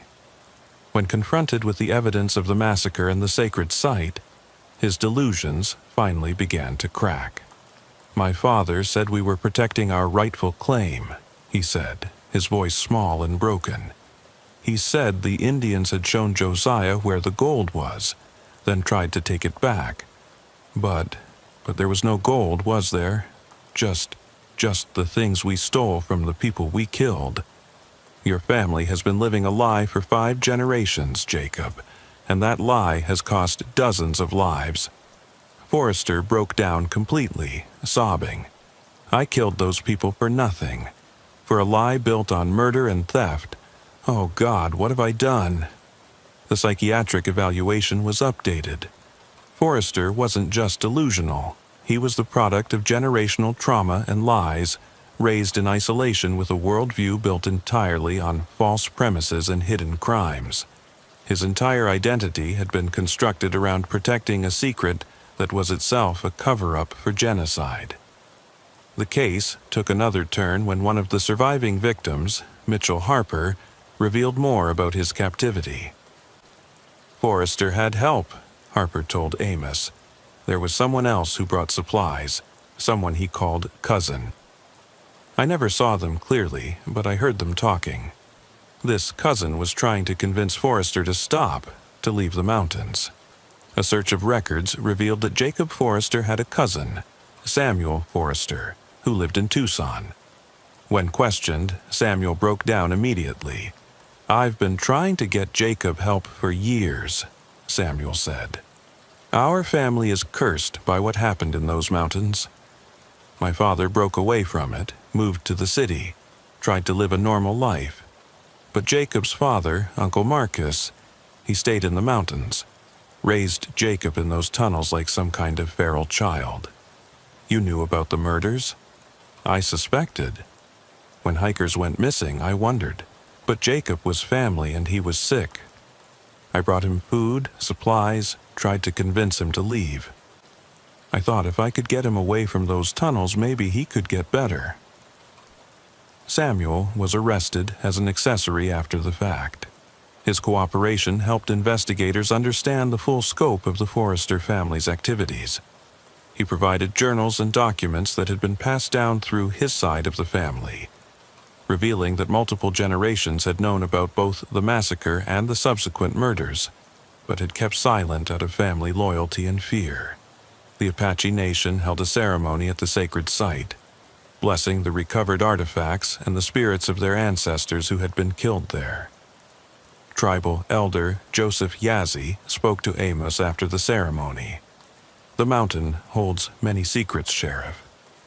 Our people always knew something dark had happened here, but the truth was hidden.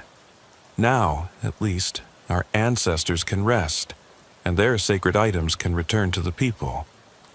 The trial of Jacob Forrester became a sensation. The media dubbed it the Treasure of Lies case. Forrester was ultimately found guilty but mentally ill, sentenced to life in a secure psychiatric facility rather than regular prison. The judge noted that while Forrester was responsible for his actions, he was also a victim of generational delusion and abuse. "Mr. Forrester was raised in a false reality," the judge said during sentencing. "Isolated, indoctrinated, and trained from childhood to be a killer in service of a lie. This doesn't excuse his crimes, but it explains them. He is both perpetrator and victim."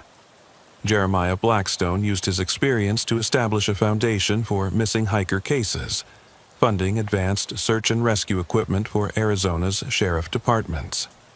He also worked with tech companies to develop apps that could verify the legitimacy of wilderness guides and tour operators.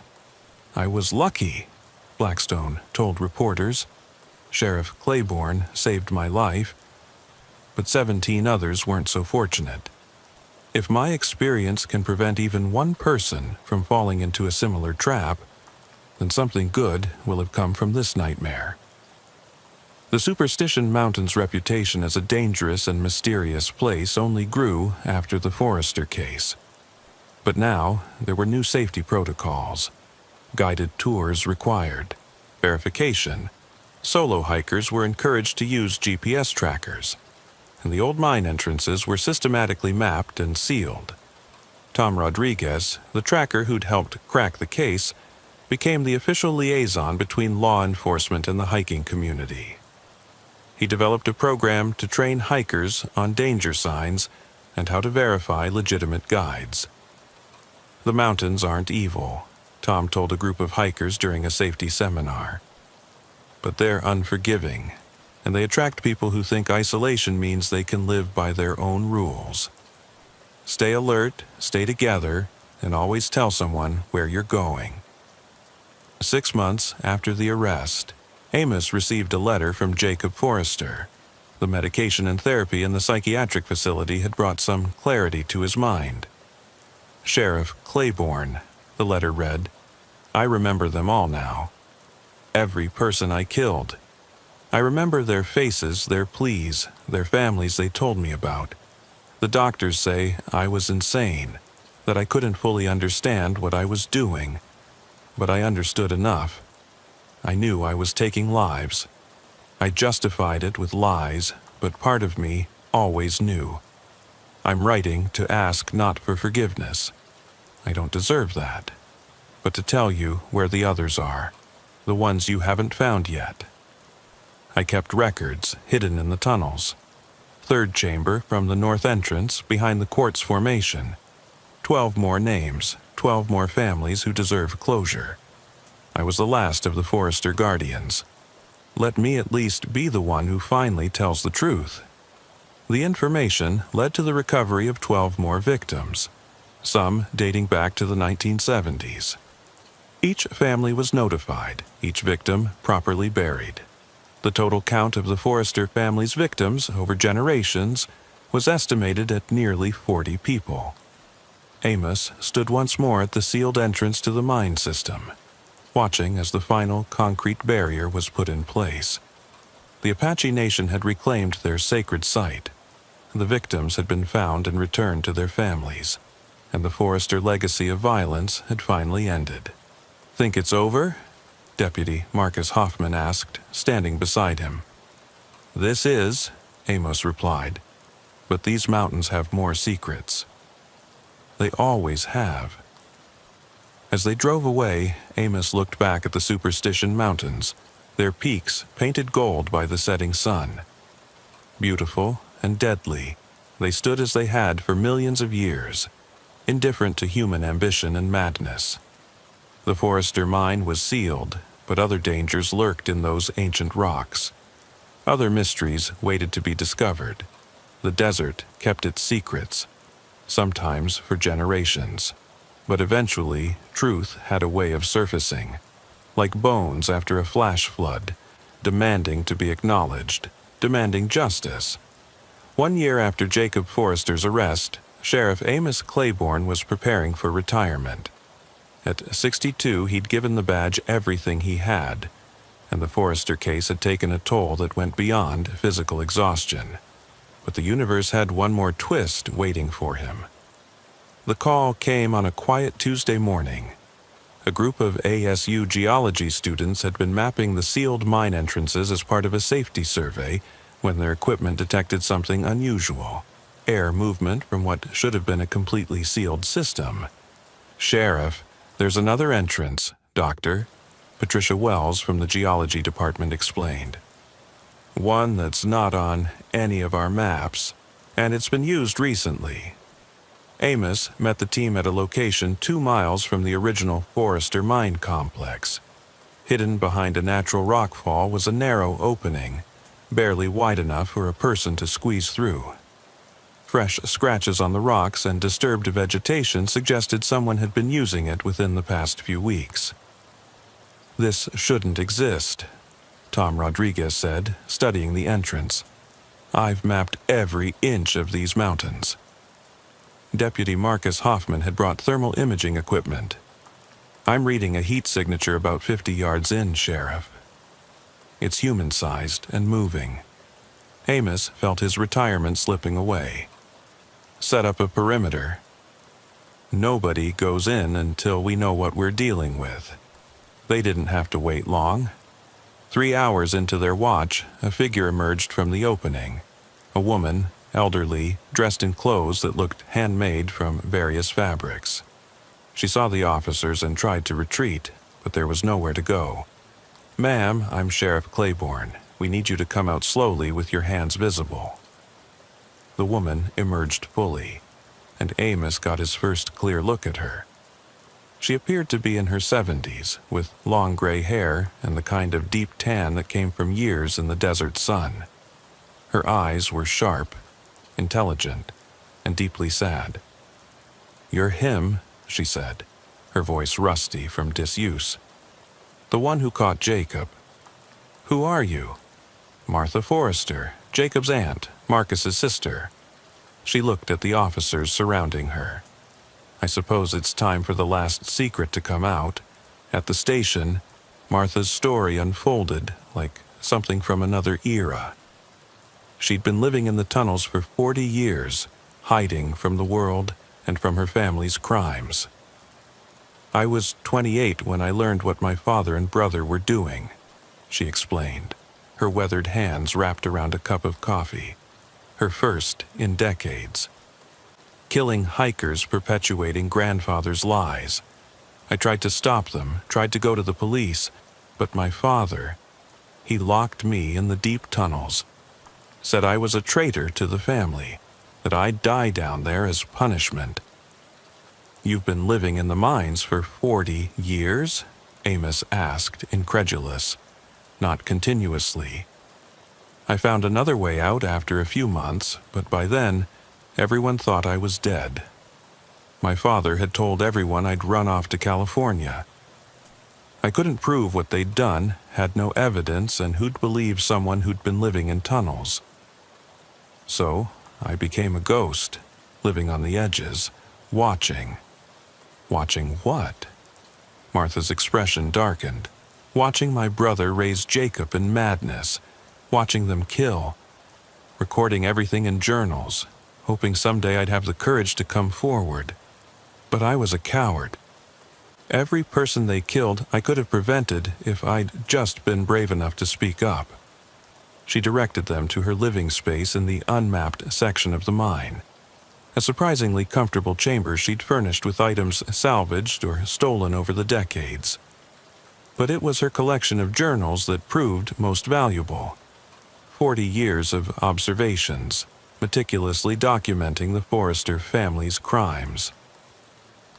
"There are more bodies," she said quietly, "ones Jacob didn't know about. My father and brother's victims from before Jacob was old enough to participate. I marked their locations. Her maps led to the recovery of 8 more victims, dating from the 1960s and 70s. Each discovery added another layer to the horrific legacy of the Forrester family. But Martha had more to reveal. The massacre in 1891, it wasn't just Josiah. There were 5 other families involved. Some of their descendants are still prominent in Arizona. The Weatherbys, the Cranstons, the Delacours, the Medinas, and the Grants. They all participated, all profited from the stolen Apache artifacts that were sold to private collectors. This revelation sent shockwaves through Arizona society. The families she named included a state senator, a federal judge, and 3 prominent business owners. The investigation expanded yet again, now reaching into the highest levels of state power. Federal investigators found evidence supporting Martha's claims. Several of the Apache artifacts found in the sacred chamber matched items in the private collections of the named families. Documentation was uncovered showing secret sales of Indian relics dating back to the 1890s. State Senator William Weatherby held a press conference denying any knowledge of his family's involvement. But when presented with a photograph from his own family album showing his great-grandfather with Josiah Forrester at the massacre site, he was forced to resign.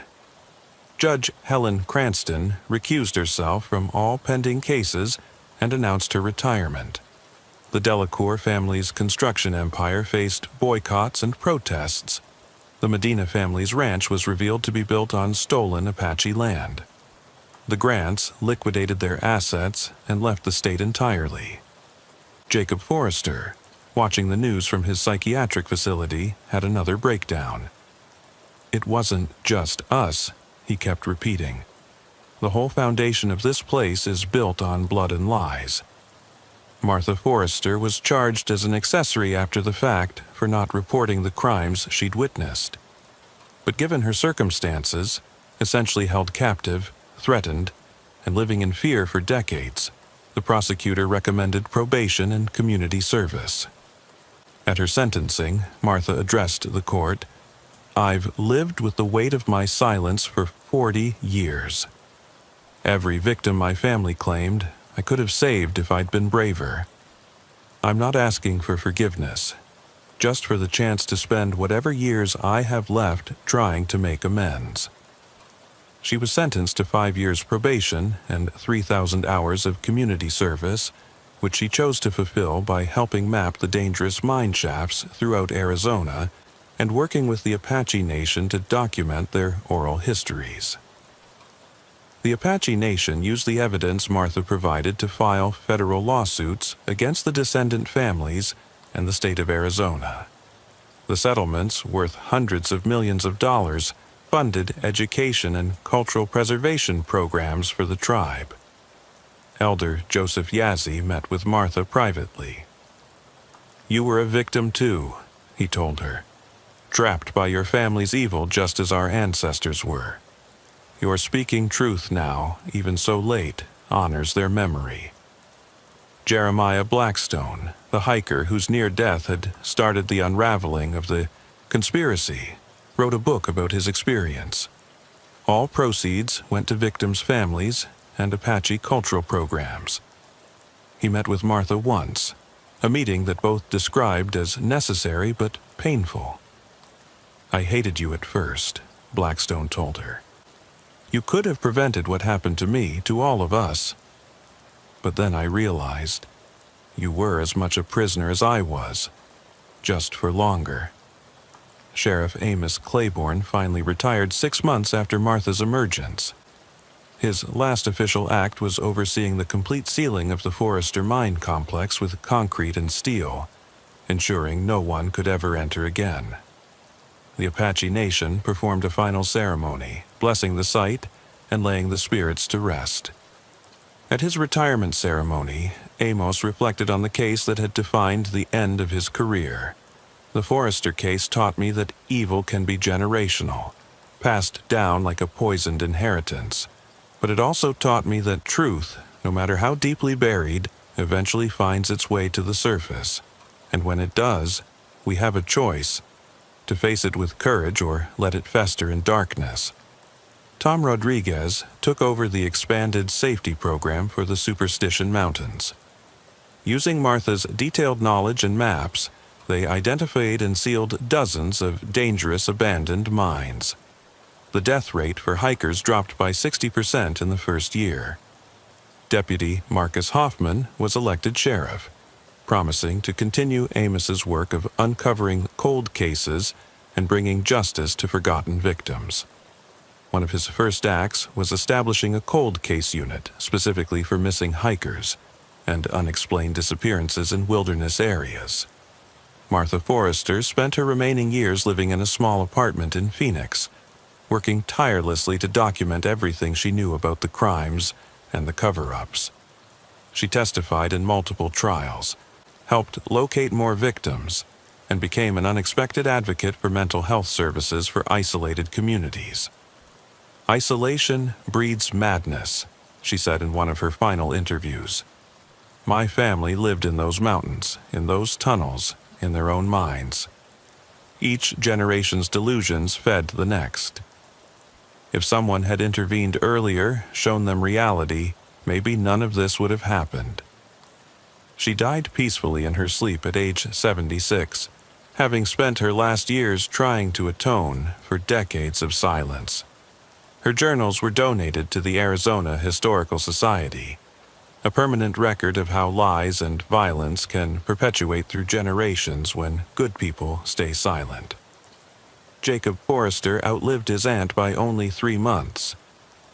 He died in the psychiatric facility, reportedly of natural causes, though staff said he'd simply given up the will to live after learning the full extent of his family's crimes and the lies he'd been raised on. His final words, according to his psychiatrist, were, "There was never any gold. There was never any honor. Just murder built on murder, lies built on lies. I was the guardian of nothing. The superstition mountains stand unchanged, ancient and indifferent to human drama. The trails remain popular with hikers, though now with better safety measures and verified guide services. The sealed mines are monitored by sensors that detect any attempted breaches. But locals say that on certain nights, when the wind blows just right through the canyons, you can still hear echoes from the sealed tunnels. Not supernatural, just the sound of air moving through spaces that should never have been carved, carrying the memory of crimes that should never have been committed. Sheriff Amos Claiborne, in retirement, occasionally leads educational hikes for law enforcement officers, teaching them about the Forrester case and its lessons. Evil rarely announces itself, he tells them, standing at the overlook where he first saw the ancient cabin that started it all.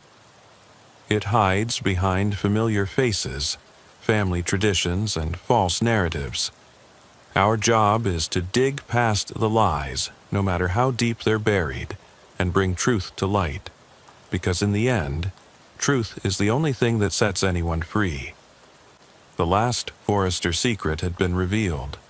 The last victim had been found. The last lie had been exposed. The mountains had given up their dead, and finally there could be peace. But Amos knew, as all who worked these lands knew, that the desert had more secrets. Other families with hidden crimes. Other tunnels with untold stories. Other victims waiting to be found. The work was never truly done. But for now, for this case, justice had been served. Imperfect, delayed, but final. The Forrester legacy of violence had ended, and from its ashes, truth had emerged, burning away generations of lies in the harsh, purifying light of the Arizona sun. Sheriff Jasper Thorndike had mediated dozens of property disputes in his 19 years serving Yavapai County, but the call that came in on that sweltering July morning would lead him into the most disturbing case of his career. At 53, his weathered hands and sun-creased face bore witness to nearly 2 decades of keeping peace in Arizona's high desert, where property lines meant everything and neighbors could harbor grudges for generations. The complaint came from farmer Zechariah Bramwell, whose family had worked 600 acres of irrigated land near the Verde River for 4 generations. His voice over the phone was steady but concerned, unusual for a man who'd weathered droughts, floods, and market crashes without complaint. "Sheriff Thorndike, I need you to come out to my property. My neighbor, Cornelius Ashworth, he's done something to his land. My cattle won't go near our shared fence line anymore. They just stand there, 30 feet back, bellowing like they're terrified." Jasper knew both families well. The Bramwells were salt-of-the-earth farming people, practical and level-headed. The Ashworths had owned the adjacent property for just as long, but Cornelius had only recently returned after his father's death, inheriting 800 acres of mostly undeveloped desert land. The drive out to the Bramwell farm took Jasper through some of the most beautiful high-desert country in Arizona. The July heat was oppressive even at 8 in the morning, but the monsoon season was approaching, promising relief in the form of violent afternoon thunderstorms. He found Zechariah waiting at the edge of his property, standing by his old Ford pickup. At 68, Zechariah still worked his land every day, his calloused hands and straight posture testament to a lifetime of hard labor. "Thanks for coming, Sheriff. I know this sounds like a minor complaint, but something's not right over there." Jasper looked across the fence line to the Ashworth property. The land looked normal enough. Desert scrub, Joshua trees, and in the distance, the old Ashworth ranch house that had been built in the 1920s. But Zechariah was right about the cattle. A small herd stood unnaturally far from the fence, clustered together despite the heat. When did this start? About 2 weeks ago, right after Cornelius started his improvements. He said he was going to develop the land, maybe put in some sustainable agriculture, solar panels, that sort of thing. But Sheriff, I've been farming this land for 40 years.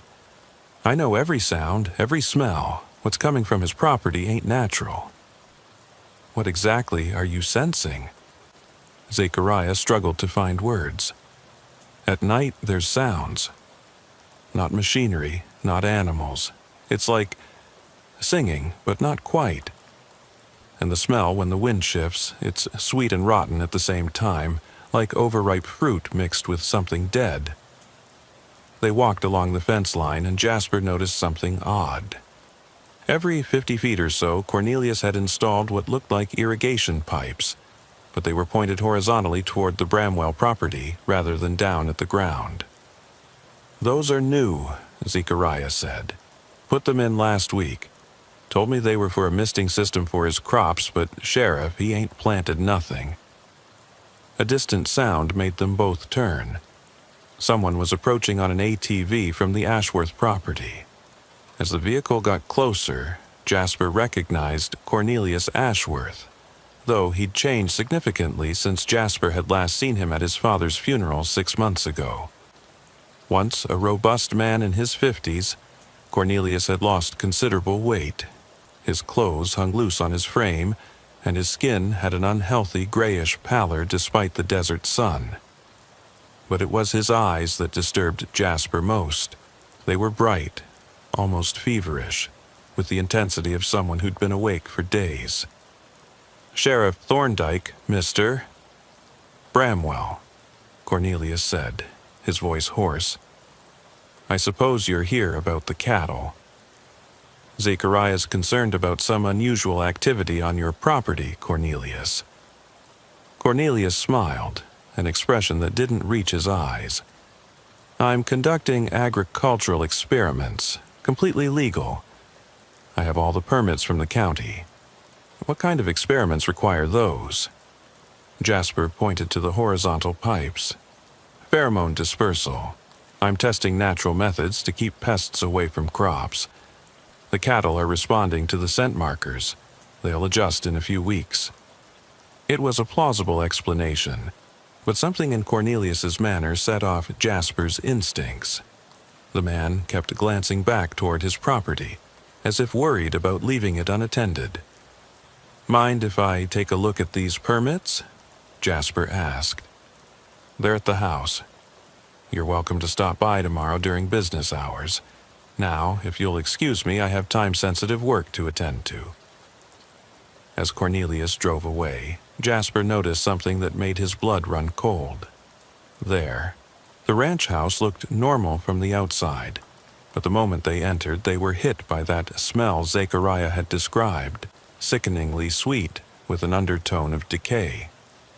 The living room had been converted into a makeshift laboratory, with tables covered in beakers, microscopes, and equipment Jasper didn't recognize. But it was the back room that revealed the true horror. Behind a door marked storage was a refrigerated room containing rows of glass containers. Each held tissue samples, organs, and other biological material that was clearly human.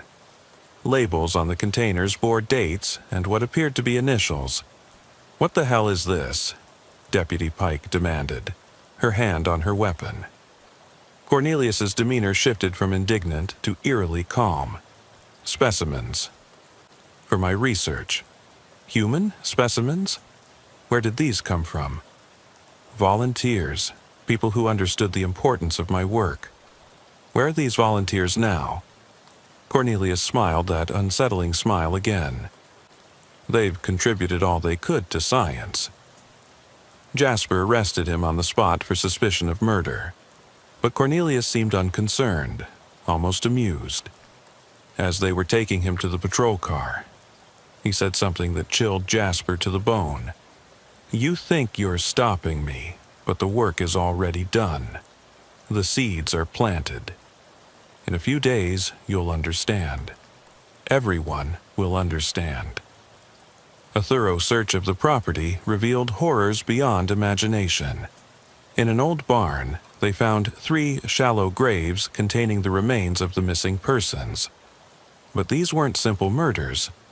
The bodies showed signs of systematic dissection, organ removal, and what the medical examiner would later describe as experimental procedures consistent with unauthorized human testing. In Cornelius's laboratory notebooks, written in meticulous detail, was his plan.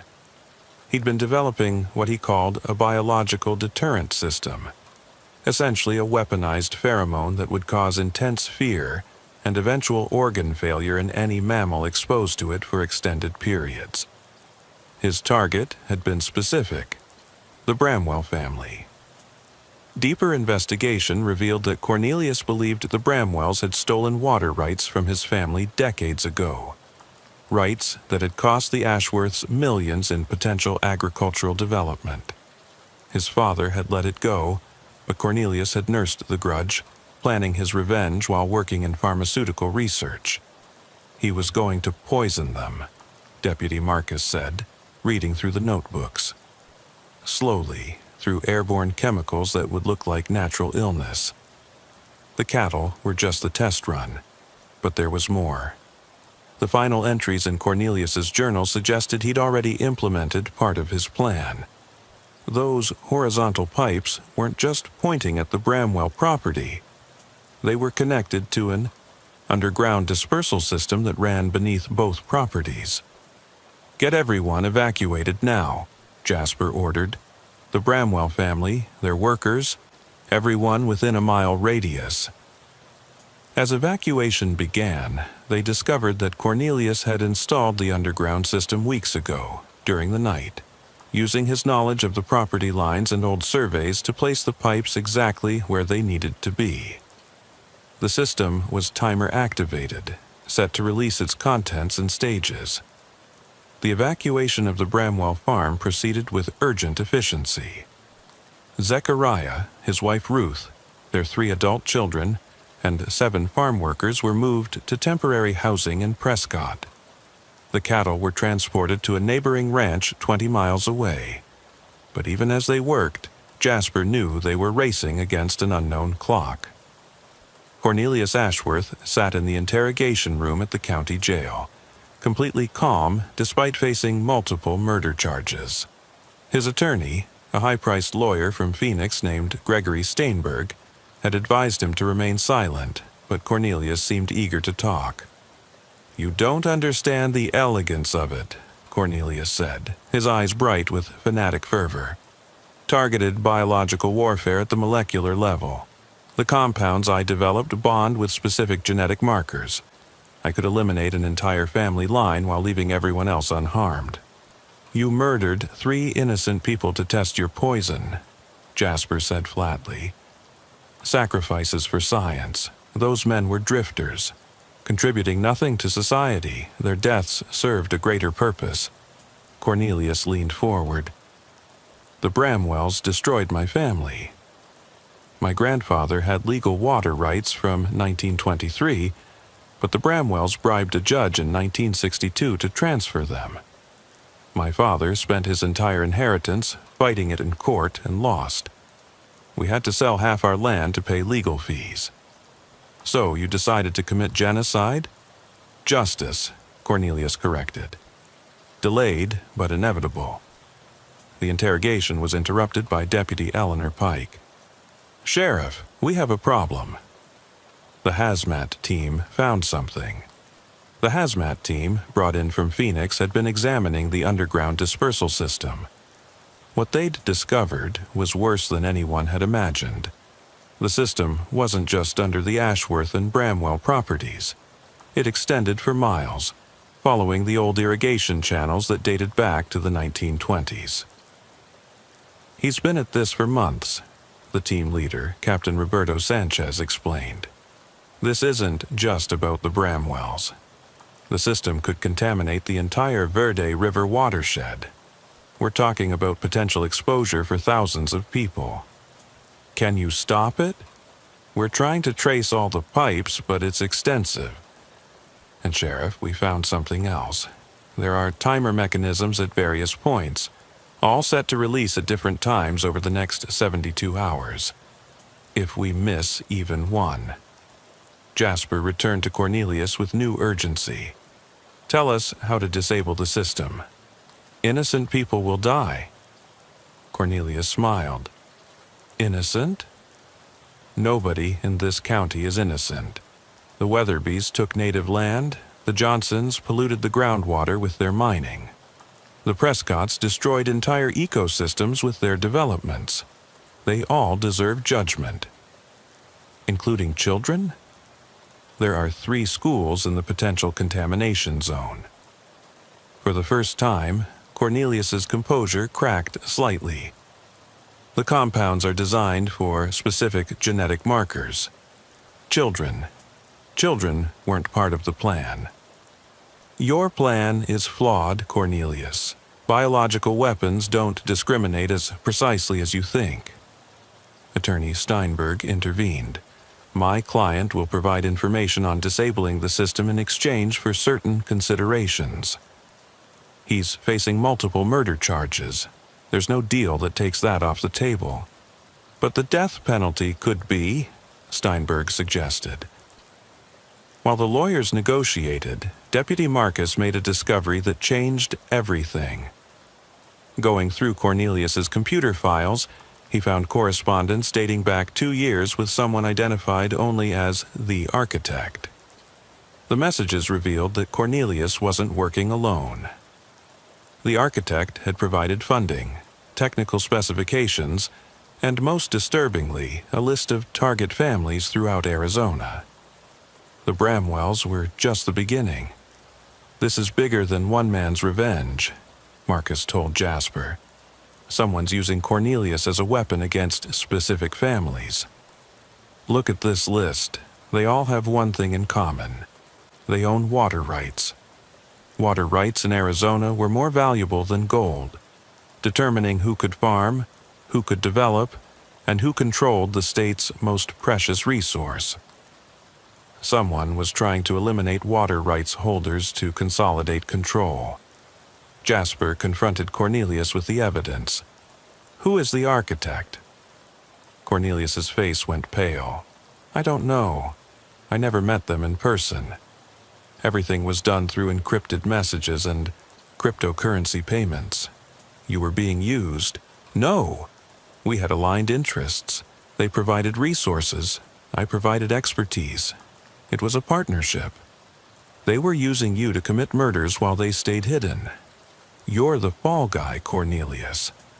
The realization hit Cornelius hard. His carefully constructed justification began to crumble. They said we were bringing justice. They said the families we targeted were criminals who'd escaped legal consequences. Give us everything. Every communication, every payment record, every technical specification. Help us stop this, and maybe you can prevent more deaths. Over the next 24 hours, Cornelius provided detailed information about the dispersal system. Hazmat teams worked around the clock, following his maps to locate and disable timer mechanisms. They found 17 release points, each containing enough biotoxin to contaminate square miles of land. But they also discovered that Cornelius had been more careful than the architect realized. He'd built in a master override, a failsafe he'd kept secret. I'm not a monster, he insisted as he provided the override codes. I wanted justice, not random slaughter. The override was my insurance that only the guilty would suffer. The override worked, shutting down the entire system with hours to spare. But the investigation into the architect continued. The cryptocurrency payments were traced through multiple exchanges and shell companies, eventually leading to a shocking revelation. The money originated from the Harwick Corporation, one of Arizona's largest agricultural conglomerates. CEO Thomas Harwick had been quietly buying water rights for years, but several old families had refused to sell. The FBI found evidence that he'd recruited Cornelius through intermediaries, manipulating the disturbed chemist's desire for revenge to eliminate his business obstacles. The raid on Harwick's Scottsdale mansion was conducted at dawn. They found him attempting to destroy evidence, but FBI computer forensics recovered enough to prove his involvement. His plan had been breathtakingly ruthless. Eliminate water rights holders through seemingly unconnected deaths, then buy the rights from desperate estates at a fraction of their value. Cornelius was perfect, Harwick said during his interrogation, showing no remorse. Brilliant, motivated, and ultimately disposable. If his plan had worked, I'd have controlled water for half the state. If it failed, he'd take the fall alone. You manipulated a mentally disturbed man into committing murders for your profit. I gave him the resources to pursue his revenge. What he did with them was his choice. The trial became a sensation.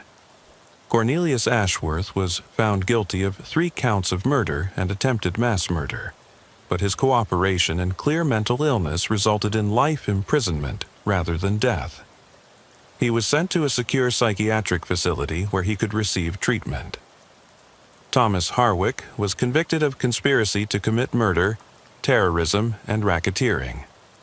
His agricultural empire collapsed, its assets liquidated to pay settlements to the victims' families and fund cleanup of the contamination system. The 3 victims, Jorge Martinez, Robert Sullivan, and Timothy, were revealed to be more than just drifters. Jorge had been a migrant worker sending money home to his family in Mexico. Robert was a veteran, struggling with PTSD, hiking the desert for peace. Timothy was a graduate student researching desert ecosystems. Their families received what comfort justice could provide, though nothing could bring them back. Zechariah Bramwell and his family returned to their farm, but the experience had changed them. They installed new security systems and began testing their water regularly. The cattle eventually returned to grazing near the fence line, but Zechariah said they never fully trusted that area again. "Animals know," he told Jasper months later. "They sense evil in ways we've forgotten how to. Should have listened to them sooner." The investigation revealed that 17 other families across Arizona had been targeted in the architect's plan. Each was warned, and security measures were implemented to protect them. The water rights they held were placed under federal protection to prevent future targeting. Dr. Elizabeth Crenshaw from the CDC studied Cornelius's biotoxins and was horrified by their sophistication. He created weapons that could have destabilized entire ecosystems, she reported. The knowledge he developed must be classified and controlled. In the wrong hands, it could be catastrophic. Cornelius's laboratory was decontaminated and demolished. The land was tested monthly for 5 years to ensure no trace of the toxins remained. The Ashworth property was eventually sold to the Nature Conservancy, becoming a desert preserve where the dark history could be buried under new growth. But the most disturbing revelation came from Cornelius himself, in a letter he sent to Jasper from the psychiatric facility. "Sheriff Thorndike, I've had time to think, to see past my anger. What I did was wrong, evil even. But the knowledge I developed, the compounds I created, they're out there now. I wasn't the only chemist Harwick approached. There are others, in other states, with other grievances. The Pandora's box of targeted biological weapons is open. What happened in Yavapai County was just the beginning." The FBI took the warning seriously, launching a nationwide investigation into similar plots. They found 3 other cases in development, all following the same pattern. Brilliant, disturbed individuals manipulated by wealthy interests to eliminate obstacles through biological weapons. Each was stopped, but the threat remained. The knowledge existed, the technology was accessible, and there would always be those willing to exploit personal vendettas for profit. 6 months after Cornelius Ashworth's arrest, Sheriff Jasper Thorndike thought the case was closed. The trials were over, the contamination cleaned up, and how life in Yavapai County had returned to normal. But a call from the FBI would prove that the nightmare was far from over. Special Agent Diana Rodriguez arrived at his office on a cold February morning, carrying files marked classified. "Sheriff, we need to discuss what Cornelius Ashworth created. More specifically, who else knows about it?" She spread photographs across his desk. Images from Cornelius's laboratory, but also other locations, labs in New Mexico, Utah, Nevada, all showing similar setups, similar equipment. Thomas Harwick kept records, Rodriguez explained. Encrypted, hidden, but we found them. He didn't just recruit Cornelius. He had a network of what he called assets. Scientists with grudges, brilliant but unstable individuals he could manipulate. How many? 7 that we've identified. 3 we've arrested. 3 disappeared before we could get to them, and 1. She pulled out a photograph of a woman in her 40s, professional-looking but with cold, calculating eyes. Dr. Sarah Kellerman. She was Cornelius's online contact, the one who helped him refine his formulas. She's still out there. Jasper studied the photograph. She was involved in the murders? Indirectly. She provided technical knowledge, knowing what Cornelius intended to do with it. But here's the problem. She was smarter than him. While Cornelius was focused on revenge, she was thinking bigger. She downloaded all his research before we seized his computers. What does she want? Money. She's been selling the formulas on the dark web.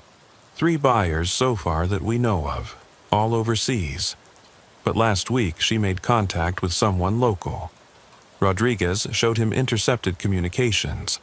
Someone in Arizona was negotiating to buy not just the formulas, but Sarah Kellerman's services. They wanted her to create a new version of Cornelius's biotoxin, one that could be deployed more subtly. The buyer calls himself Prometheus, Rodriguez continued. We've traced the communications to somewhere in Yavapai County. That's why I'm here. We need your help to find him before this deal goes through. Jasper assembled his best deputies, Eleanor Pike and Marcus, for a briefing. They began analyzing the intercepted messages, looking for any clues to Prometheus's identity. It was Deputy Marcus who noticed the pattern. Look at the times of these messages. Always during business hours, never on weekends. And this phrase he uses, water is life, but also death. I've heard that before. It took them 3 days of investigation to identify Prometheus. The clues led to someone they never suspected, Judge William Brennan, a respected member of the community who'd served on the bench for 15 years. That's impossible, Jasper said when Marcus presented his findings. Brennan's been a pillar of law and order. He presided over Cornelius's preliminary hearings, which gave him access to all the evidence, Marcus pointed out. He saw what Cornelius created, understood its potential. Sheriff, Brennan's family lost their ranch in 2008 during the recession. The bank that foreclosed, owned by Thomas Harwick. The pieces fell into place. Brennan had his own grudge against the power structures in Arizona, the wealthy families who'd prospered while others lost everything. He'd seen in Cornelius's weapon a tool for his own version of justice. Surveillance on Judge Brennan began immediately, but they had to be careful. A sitting judge had powerful connections, and one wrong move could destroy the investigation. They watched as he maintained his normal routine, court sessions, golf with colleagues, dinners at the country club. But Deputy Pike noticed something odd. Every Thursday evening, Brennan drove to a storage facility on the outskirts of Prescott. He'd stay for exactly 1 hour, then leave. "We need a warrant for that storage unit," Jasper said. "From which judge?" Pike asked pointedly. "Brennan plays poker with half the judiciary in the state." They decided to wait, to gather more evidence. The decision nearly proved fatal. Dr. Sarah Kellerman arrived in Arizona 3 days later. The FBI had been tracking her, but she was clever, using multiple identities and routes. By the time they realized she was in Prescott, she'd already met with Brennan. The storage unit, when they finally gained emergency access, revealed a fully equipped laboratory, but it was empty of people. Kellerman and Brennan had been tipped off, probably by someone in law enforcement. "We have a leak," Rodriguez said grimly. "Someone's protecting them." The leak was discovered when Deputy Marcus noticed unusual activity on the department's computer system. Someone had been accessing files related to the investigation, someone with high-level clearance. The digital trail led to Captain Howard Morris, Jasper's own superior. Morris had been sheriff before Jasper, stepping down to a less demanding role as he approached retirement. He was also Judge Brennan's brother-in-law. The confrontation happened in Morris's office. The older man didn't deny it when presented with the evidence. "Bill's a good man," Morris said. "He lost everything in 2008 while the criminals who caused the recession got bailouts. You think Cornelius was wrong to want revenge? At least his targets were specific. The real criminals are the ones who destroy thousands of lives with a pen stroke. So, you're helping him commit mass murder? I'm helping him level the playing field." Sarah Kellerman's improved formula wouldn't kill anyone. It would just make them sick, very sick. Sick enough to lose their fortunes paying for treatment, just like ordinary folks lose everything when they get cancer. Jasper arrested Morris on the spot, but the damage was done. Brennan and Kellerman knew they were blown. They'd gone underground. Finding them became a race against time. The FBI believed they had enough biotoxin prepared to contaminate water supplies for several wealthy neighborhoods in Phoenix and Scottsdale. Unlike Cornelius's targeted approach, this would be indiscriminate within those areas. The break came from an unexpected source. Cornelius Ashworth, from his psychiatric facility, contacted Jasper. He'd heard about Kellerman through the patient grapevine. Even in isolation, information traveled. "She's using my work wrong," Cornelius said during a video call. "The formulas she stole, she doesn't understand the stabilization requirements. If she deploys what she's created, it won't just make people sick. It'll mutate, become something uncontrollable. Help us stop her." "I can't from here, but there's something she doesn't know. I built a tracker into the molecular structure of my compounds. Anyone who synthesizes them leaves a chemical signature. You can track where they've been manufactured." Using Cornelius's information, the FBI developed a detection method. They found traces of the chemical signature at 3 locations: the storage unit, an abandoned warehouse in Phoenix, and surprisingly a cabin in the Bradshaw Mountains. The cabin belonged to Judge Brennan's deceased parents. It was isolated, accessible only by a dirt road, perfect for hiding. A drone surveillance confirmed heat signatures inside and chemical equipment in an outbuilding. The raid was planned for dawn. FBI tactical teams, state police, and Jasper's deputies surrounded the property. But as they moved in, they triggered improvised explosive devices Brennan had planted.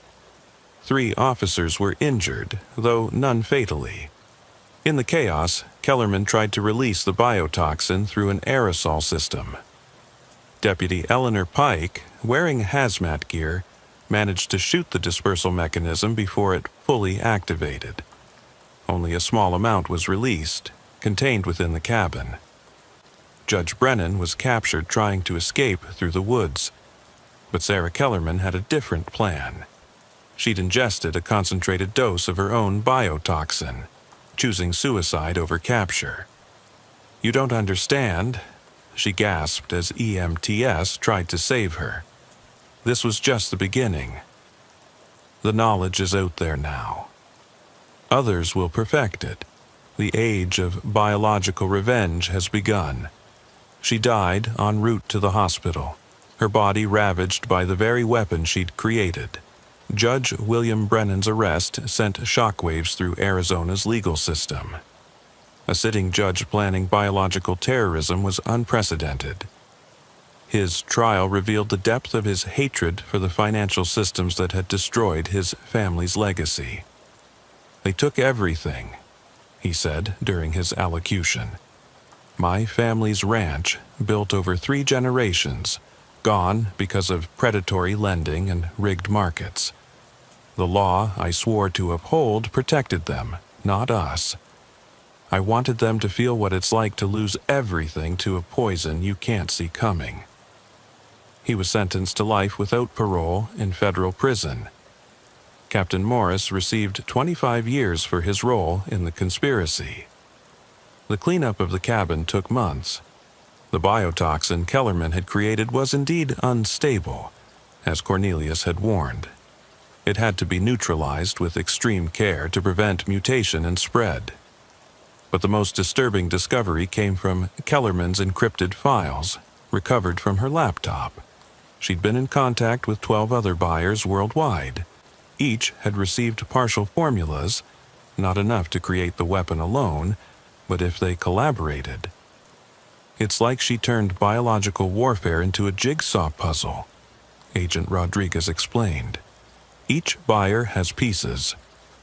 We're trying to track them all down, but some are in countries that won't cooperate." Cornelius Ashworth, whose cooperation had been crucial in stopping Kellerman, had his sentence commuted to a secure psychiatric facility with the possibility of supervised release after 20 years. He continued working with the FBI to develop countermeasures to his own creations. "I opened Pandora's box," he told Jasper during a final interview. "I can't close it, but maybe I can help build defenses against what escaped." The Bramwell family tried to return to normal life, but the experience had changed them.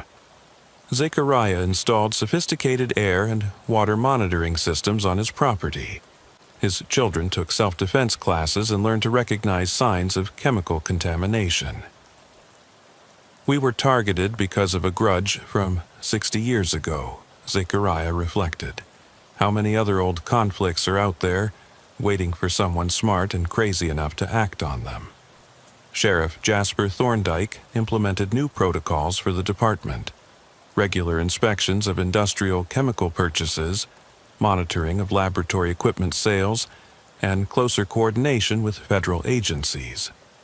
But he knew it was like trying to hold back the ocean with a screen door.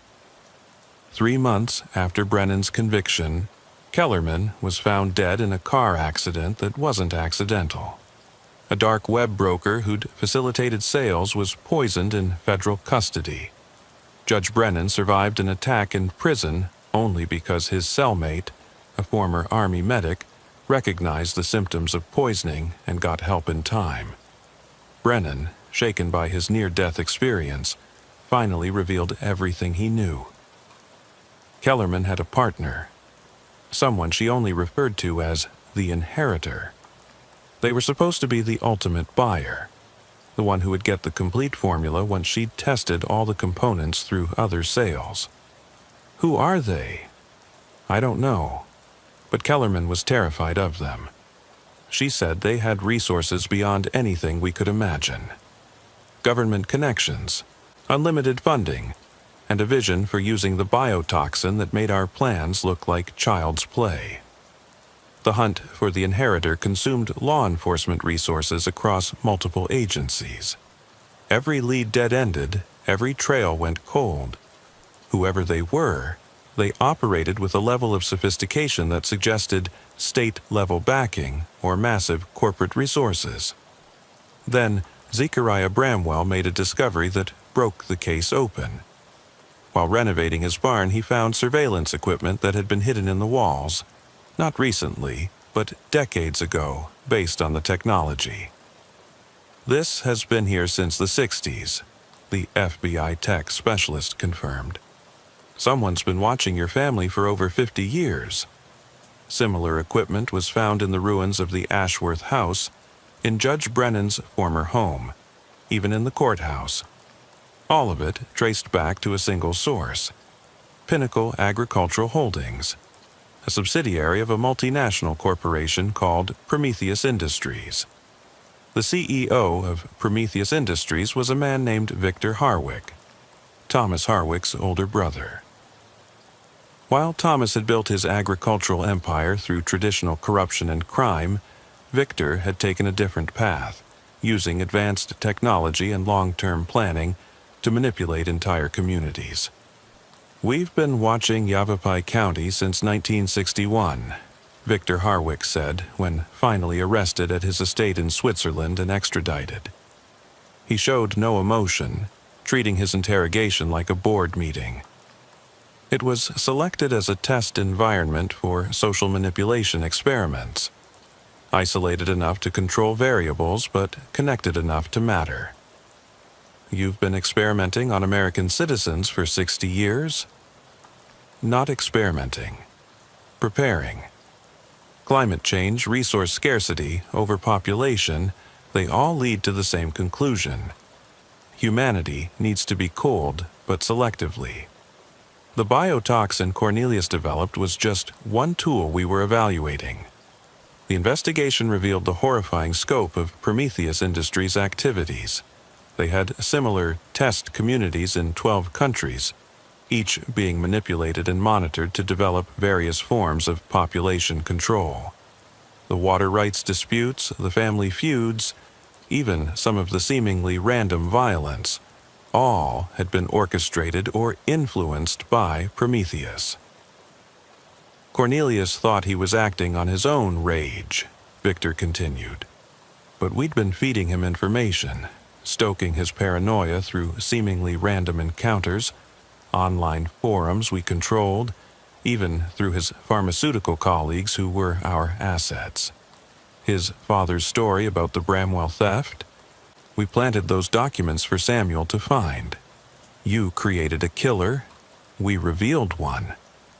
Cornelius's nature was always violent. We just gave it direction and purpose. The same with Judge Brennan, Dr. Kellerman, and dozens of others.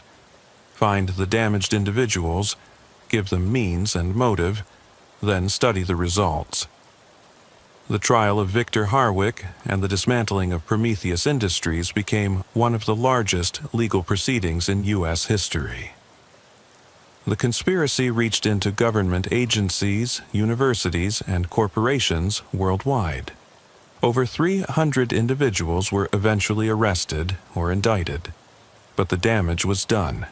The knowledge of how to create targeted biotoxins was in the wild.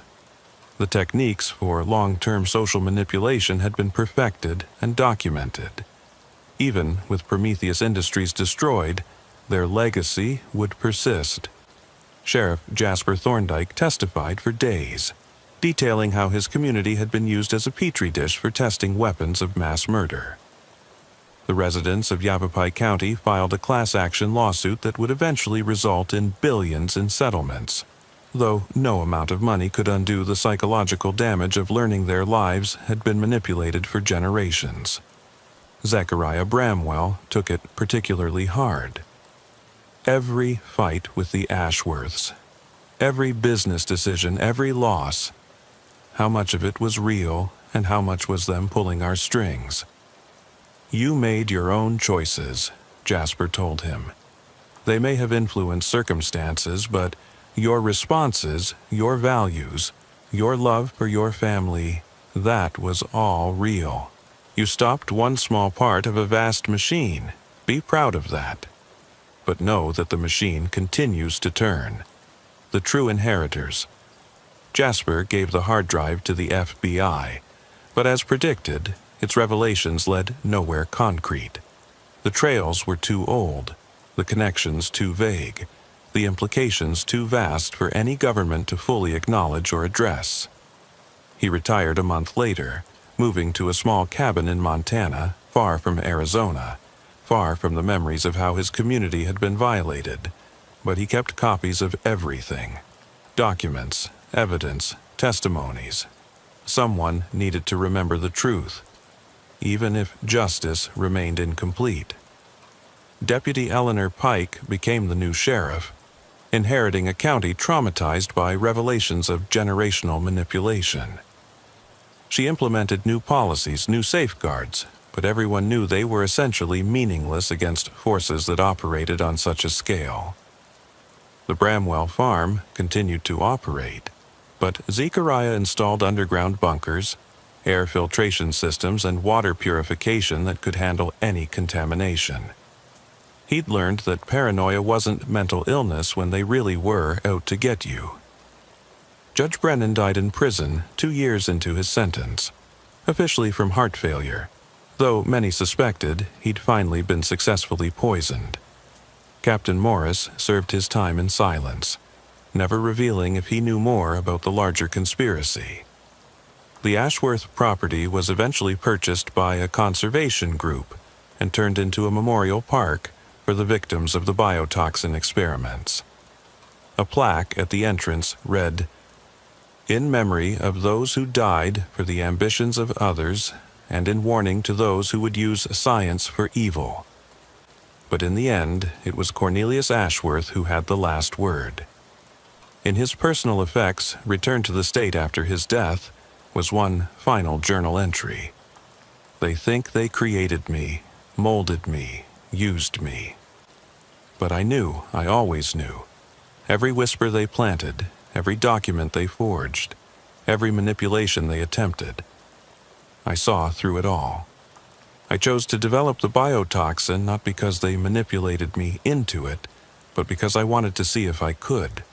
The Bramwells, the revenge, the justice, all just excuses to do what I was born to do, create death in its purest form.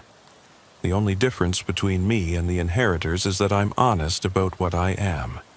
They hide behind corporations and governments, pretending their genocide is policy. I at least owned my monstrosity. The weapon I created will outlive us all.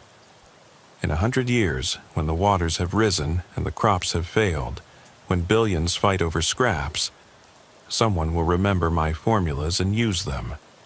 Not for revenge or justice or even greed, but for the oldest reason of all, survival of the chosen few at the expense of the many. I am become death, the destroyer of worlds. And I did it all from a basement laboratory in rural Arizona. Imagine what someone with real resources could do. Sheriff Jasper Thorndike read those words one last time before burning the journal.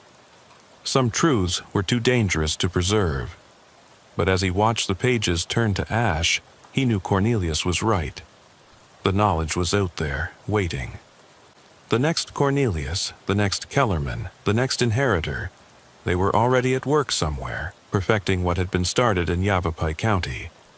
The desert property dispute had been resolved in court, but its true legacy was just beginning. In boardrooms and laboratories, in government agencies and criminal organizations, the lessons of the biotoxin were being studied and applied. Jasper spent his remaining years writing warnings, giving talks to law enforcement agencies, trying to prepare them for biological weapons they couldn't see, deployed by enemies they'd never identify. Most thought he was paranoid, traumatized by his experience. But occasionally, someone would listen.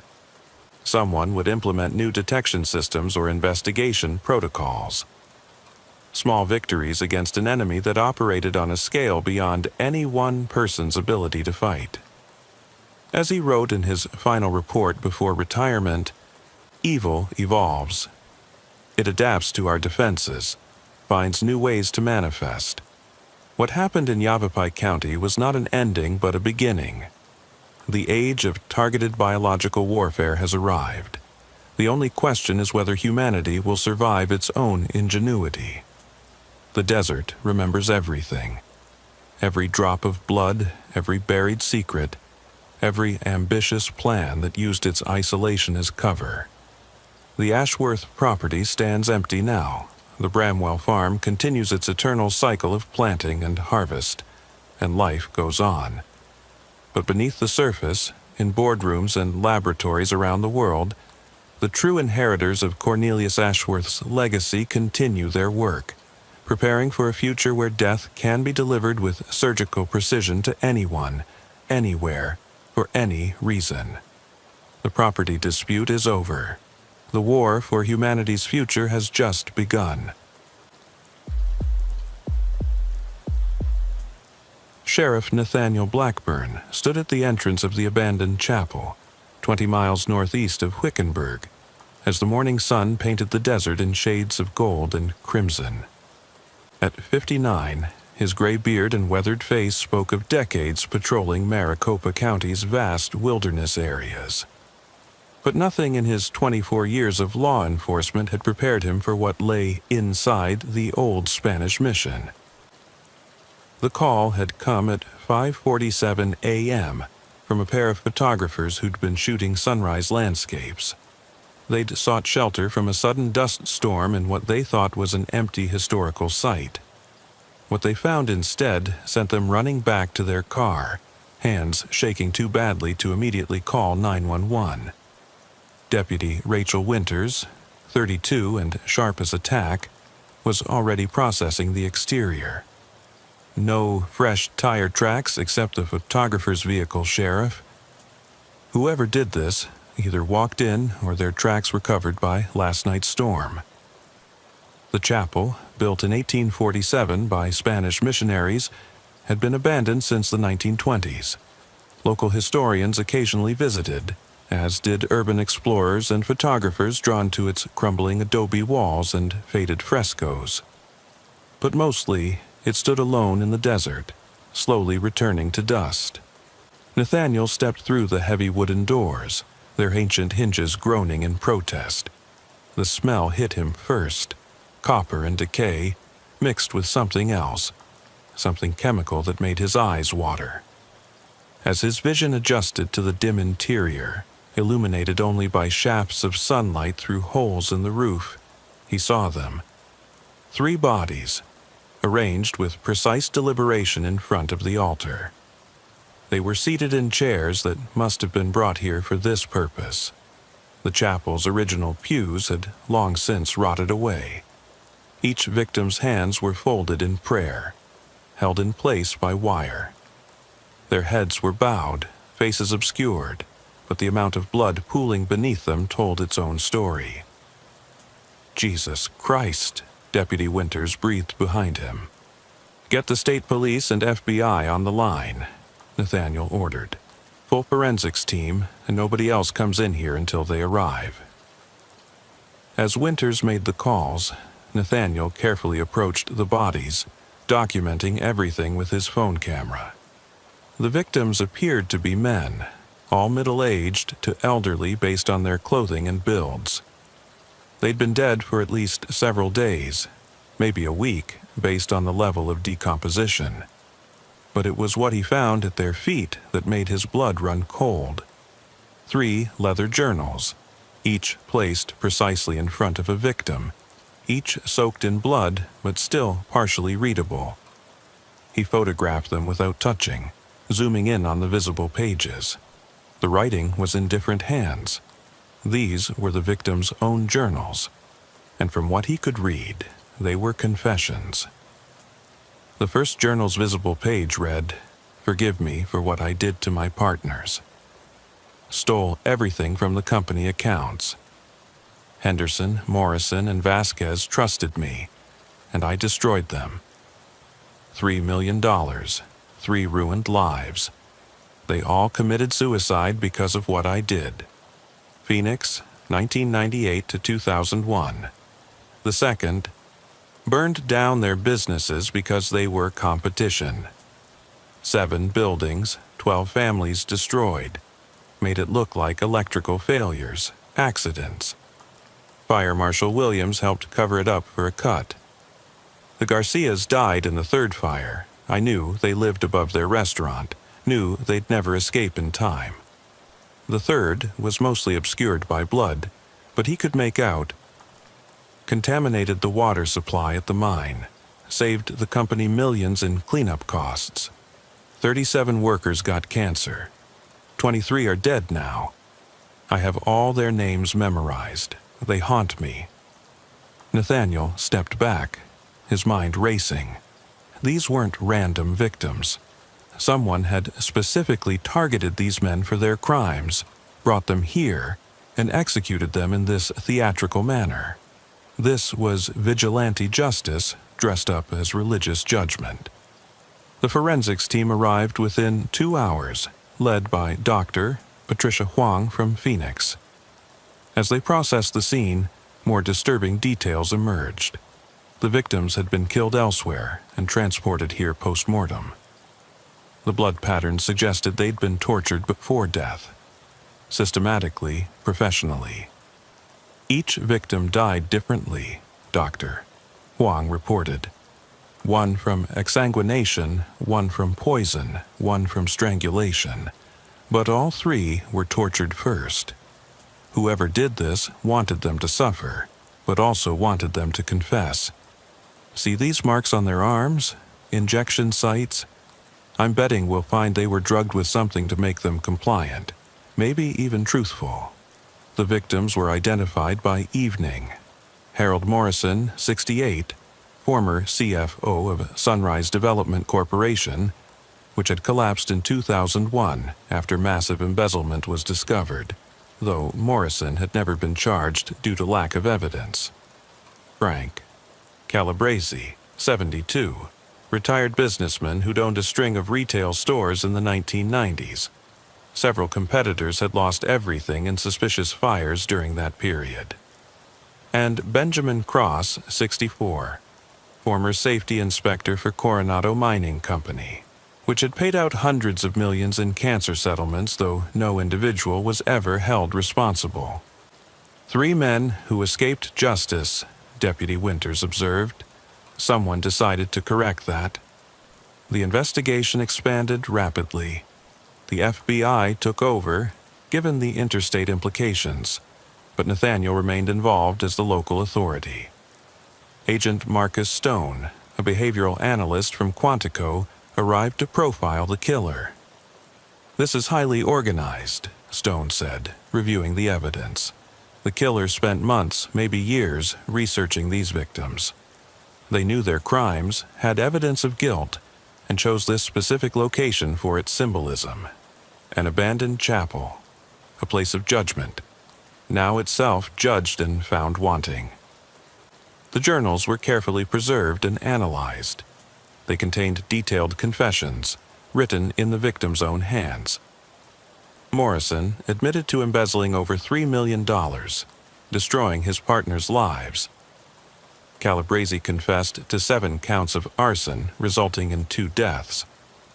Cross detailed how he'd falsified safety reports, allowing toxic contamination that killed 23 miners. "The question is," Agent Stone said, "how did our killer know about these crimes? And how did they get these men to confess?" The answer came from toxicology reports. Each victim had been injected with a cocktail of drugs, including sodium pentothal, truth serum, and a powerful psychedelic that would have made them highly suggestible. They'd been psychologically and chemically broken down until they confessed everything. 3 days into the investigation, Nathaniel received a package at his office. No return address, no postmark. It had been hand-delivered during the night shift when the desk sergeant had stepped away. Inside was a flash drive and a typed note. Sheriff Blackburn, the 3 men in the chapel were killers who escaped earthly justice through wealth and connections. They were not the first I've judged, and they won't be the last. This drive contains evidence of their crimes. Recordings, documents, photographs they thought were destroyed. Use it to bring peace to their victims' families. I am not a monster. I am a correction. The system you serve protects the powerful and abandons the powerless. I protect the powerless and punish the powerful. There are more who need judgment. Corporate executives who knowingly poisoned communities. Politicians who sold votes that cost lives. Police who murdered with badges and walked free. They think they're safe because statutes of limitations expired, evidence disappeared, witnesses died. They're wrong. The next judgment comes at the new moon, the penitent. The flash drive contained exactly what the note promised. Overwhelming evidence of the 3 victims' crimes. Financial records proving Morrison's embezzlement. Surveillance footage of Calabrese setting fires. Internal memos showing Cross knew about the contamination and covered it up. It was all there, meticulously organized and indisputable. This killer had access to sealed records, destroyed evidence, things that should be impossible to obtain, Agent Stone noted. They're either in law enforcement or have someone inside feeding them information. The investigation turned inward, examining everyone with access to old case files and evidence storage. Meanwhile, Nathaniel couldn't shake a terrible thought. He knew about other cases like these. Other criminals who'd escaped justice through technicalities, corruption, or simple incompetence. If this killer was targeting them, there was a long list of potential victims. He started making calls, warning retired officers and officials who'd been involved in controversial cases. Most dismissed his concerns, but a few took it seriously enough to increase their security. 5 days into the investigation, they got their first real lead. Security footage from a gas station 10 miles from the chapel showed a van matching tire tracks found near the scene. The driver was careful to avoid showing their face, but they were clearly alone. One person had managed all this. The van was traced to a rental company in Phoenix. The name on the rental agreement was fake, but the credit card was real. Registered to a shell company called Judgment Services, LLC. Following that thread led to more shell companies, fake addresses, and dead ends. Whoever the penitent was, they'd been planning this for a long time. Deputy Winters discovered something interesting in the historical records of the chapel. In the 1920s, it had been the site of a vigilante hanging. 3 men accused of cattle rustling had been lynched there by a mob, despite protesting their innocence. They were later proven innocent when the real thieves were caught. Our killer chose this place deliberately, Winters said. A place where false justice was once dispensed, now being used for what they see as true justice. A week after the bodies were discovered, Nathaniel was working late when his computer received an encrypted email. The sender was listed as penitent1847@protonmail.com, 1847 being the year the chapel was built. The email contained a single line. Check the Morrison family cemetery plot, a southeast corner. 3 feet down. Against protocol, Nathaniel went alone. He told himself it was to verify before wasting resources. But really, something about this case had gotten under his skin. At the cemetery, using a small shovel from his trunk, he dug where indicated. 3 feet down, wrapped in plastic, was a metal box.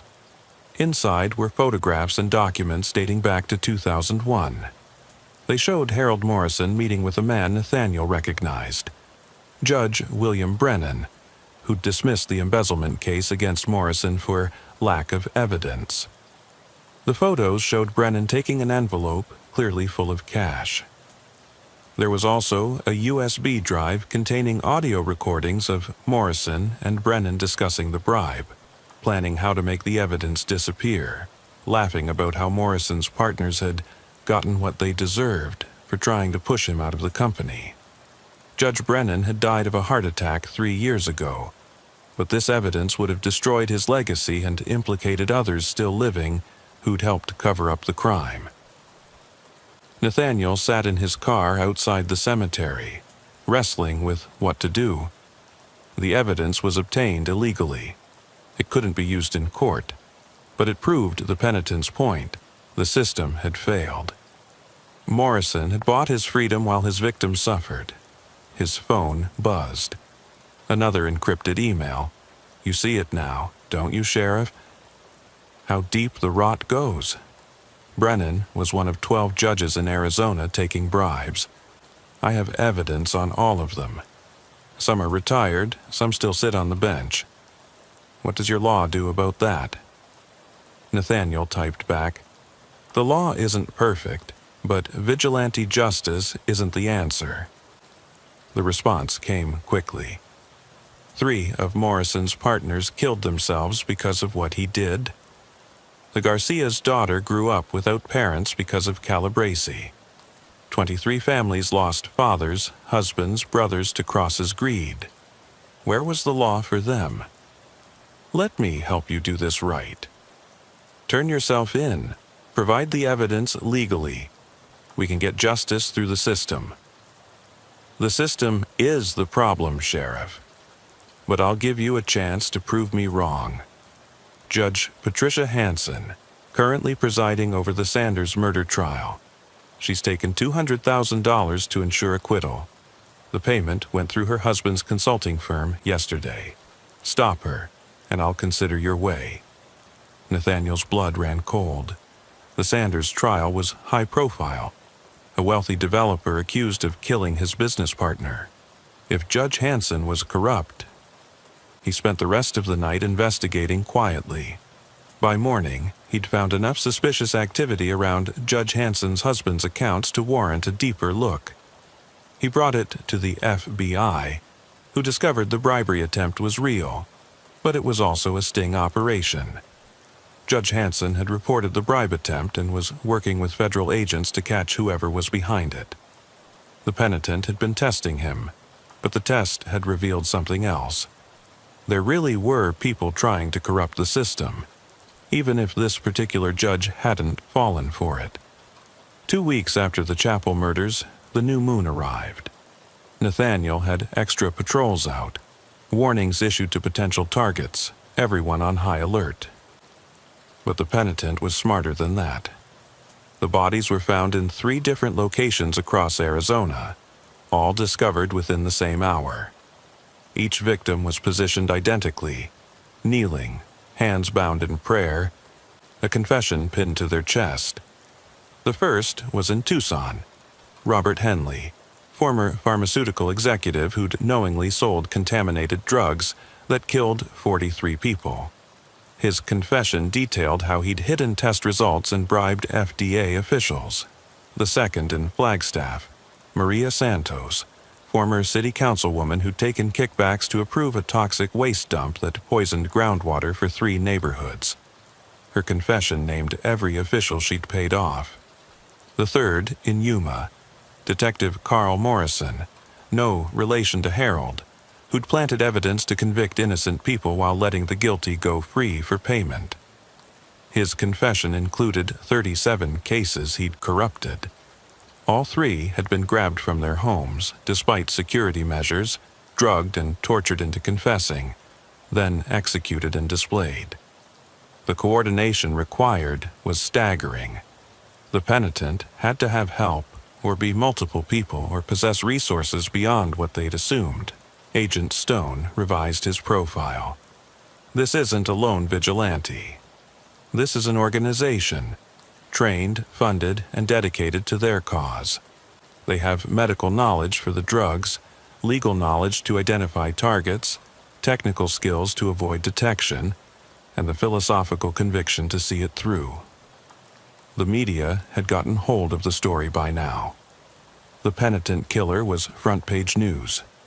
Public opinion was disturbingly split. Many condemned the murders, but others openly supported the killing of corrupt individuals who'd escaped justice. Online forums celebrating the penitent sprouted up faster than they could be shut down. Nathaniel found himself in an impossible position. He was sworn to uphold the law and catch the penitent, but every piece of evidence they provided revealed real corruption, real crimes that had gone unpunished. How could he protect people who deserved to be in prison? Late one night, exhausted and frustrated, he drove out to the desert alone to think. At a remote overlook where he often went to clear his head, he found someone waiting for him. It was a woman, mid-40s, professionally dressed, but with the kind of alertness that suggested military or law enforcement training. She kept her hands visible, but stood in a way that suggested she could reach a weapon quickly if needed. "Sheriff Blackburn," she said calmly. "We need to talk." "Are you the penitent?" "I'm one of many." "We're not killers, Sheriff. We're surgeons, removing cancer from the body of society. Every person we've judged was guilty of crimes that cost innocent lives. The system you serve protected them. You're taking the law into your own hands. The law abandoned its responsibilities. We're simply filling the void." She pulled out a thick folder. "This contains evidence on 17 more individuals in Arizona who've escaped justice for capital crimes. Judges, politicians, business leaders, even police, all guilty, all free. I won't let you kill them, then arrest them. You have 48 hours before we act. Show us the system works and we'll stand down. Fail and we continue our work." She walked away into the darkness before Nathaniel could respond, leaving him with the folder. Inside were detailed dossiers on 17 people, including evidence that would be inadmissible in court but was utterly convincing of guilt. Nathaniel spent the next day trying to build legal cases against the 17 names. But every avenue hit a wall: statutes of limitations, destroyed evidence, jurisdictional issues, or simple corruption. One target was a sitting congressman with immunity. Another was a billionaire with an army of lawyers. A third had already fled to a non-extradition country after being tipped off. 48 hours later, 3 more bodies were found. The 3 new victims were discovered simultaneously at dawn, each in a location symbolic of their crimes. Marcus, a former water rights attorney, was found at Lake Pleasant, positioned overlooking the nearly empty reservoir he'd helped drain through illegal deals. Jennifer Cross, ex-CEO of a medical insurance company, was displayed at the abandoned Desert Bloom Hospital her policies had forced to close. Thomas Ashford, a construction magnate who'd used substandard materials, causing a building collapse that killed 8, was found at the memorial site for those victims. Each body bore the same signs: torture, forced confession, execution. But this time, the penitent had left something new. Video recordings of the confessions, uploaded simultaneously to dozens of platforms. Before they could be taken down, millions had watched Marcus admit to taking bribes that diverted water from poor communities to wealthy developments. Jennifer Cross detailed how she'd systematically denied coverage to terminal patients to boost profits. Thomas Ashford broke down crying as he named every corner he'd cut, every safety violation he'd hidden. The public reaction was explosive. Protests erupted at government buildings demanding to know why these criminals had never been prosecuted. The victims' families, those who'd lost loved ones to these people's greed, gave interviews saying the penitent had given them the justice the system denied. Sheriff Nathaniel Blackburn found himself at the center of a media storm. Reporters demanded to know how the penitent kept evading capture. Politicians called for his resignation. But worst were the emails and calls from citizens saying he should stop trying to catch the penitent at all. Agent Marcus Stone convened an emergency task force meeting. Representatives from FBI, ATF, DEA, and NSA were present. This had become a national security issue. "We've identified patterns in the penitent's operations," Stone began. They have access to sealed records from multiple agencies. They have medical training. The drug cocktails they use are precisely calibrated. They have significant financial resources. We're tracking over $3 million in expenses just for equipment and vehicles. And they have technological sophistication. They're using encrypted networks we can't crack. It's an inside job, declared Agent Patricia from Internal Affairs. Has to be. Someone in law enforcement, probably multiple someones. The investigation turned inward, scrutinizing everyone with access to the relevant systems. Meanwhile, Nathaniel couldn't stop thinking about his encounter with the woman in the desert. Her military bearing, her knowledge of his habits, the way she'd known exactly where to find him. She had to be law enforcement or ex-military. 3 days later, Nathaniel received another encrypted message.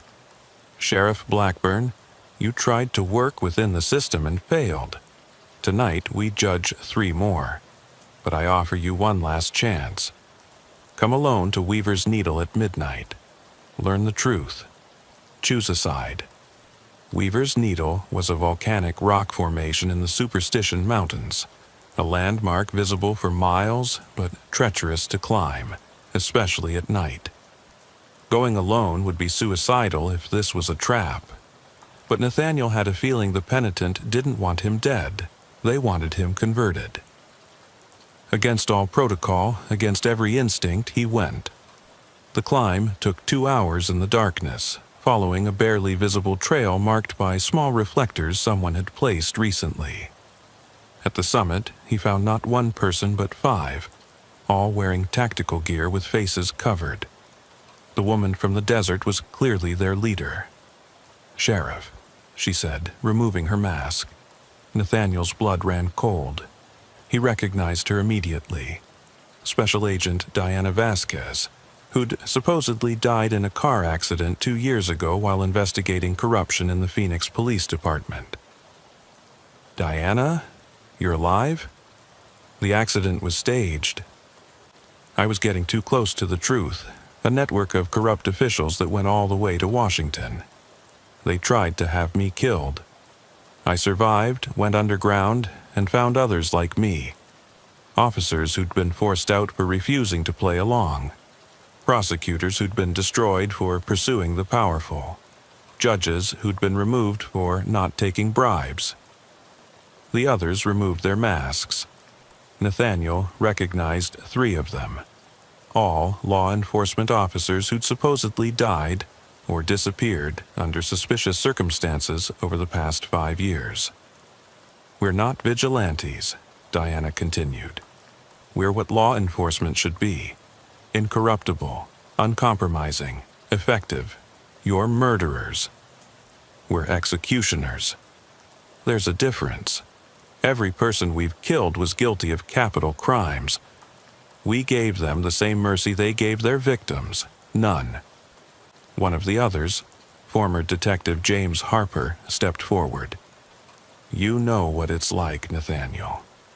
Watching guilty people walk free because they have money or connections.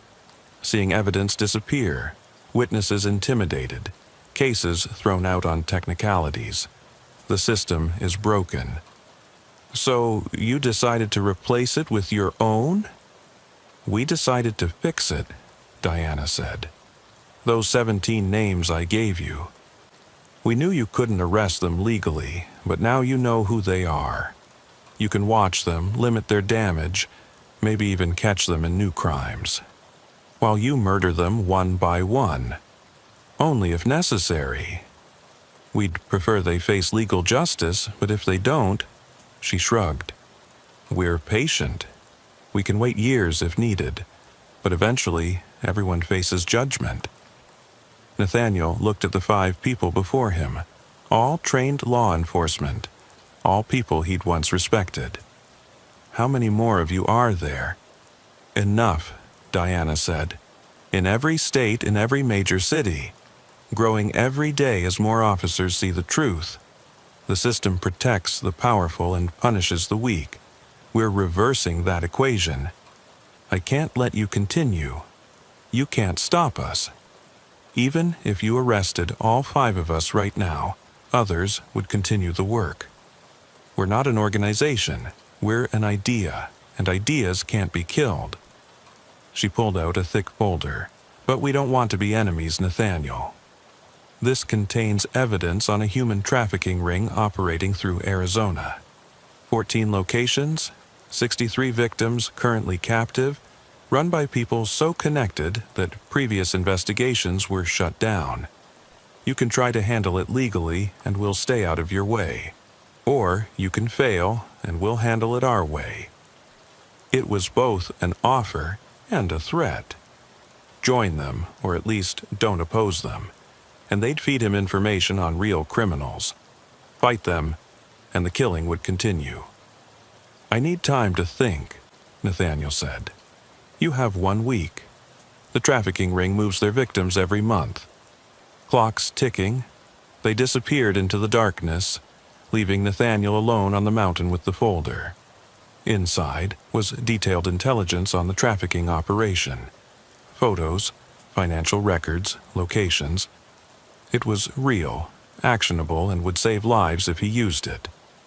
The climb down was treacherous in the dark, but Nathaniel's escaped, tipped off by someone in the department, but the operation was crippled. The media hailed it as brilliant police work. The rescued victims tearfully thanked Nathaniel on camera, but he knew the truth. Without the penitent's intelligence, those people would still be captive. A week after Weaver's Needle, 3 more bodies were found. But these weren't the typical penitent victims. These were the trafficking ringleaders who'd escaped the raids.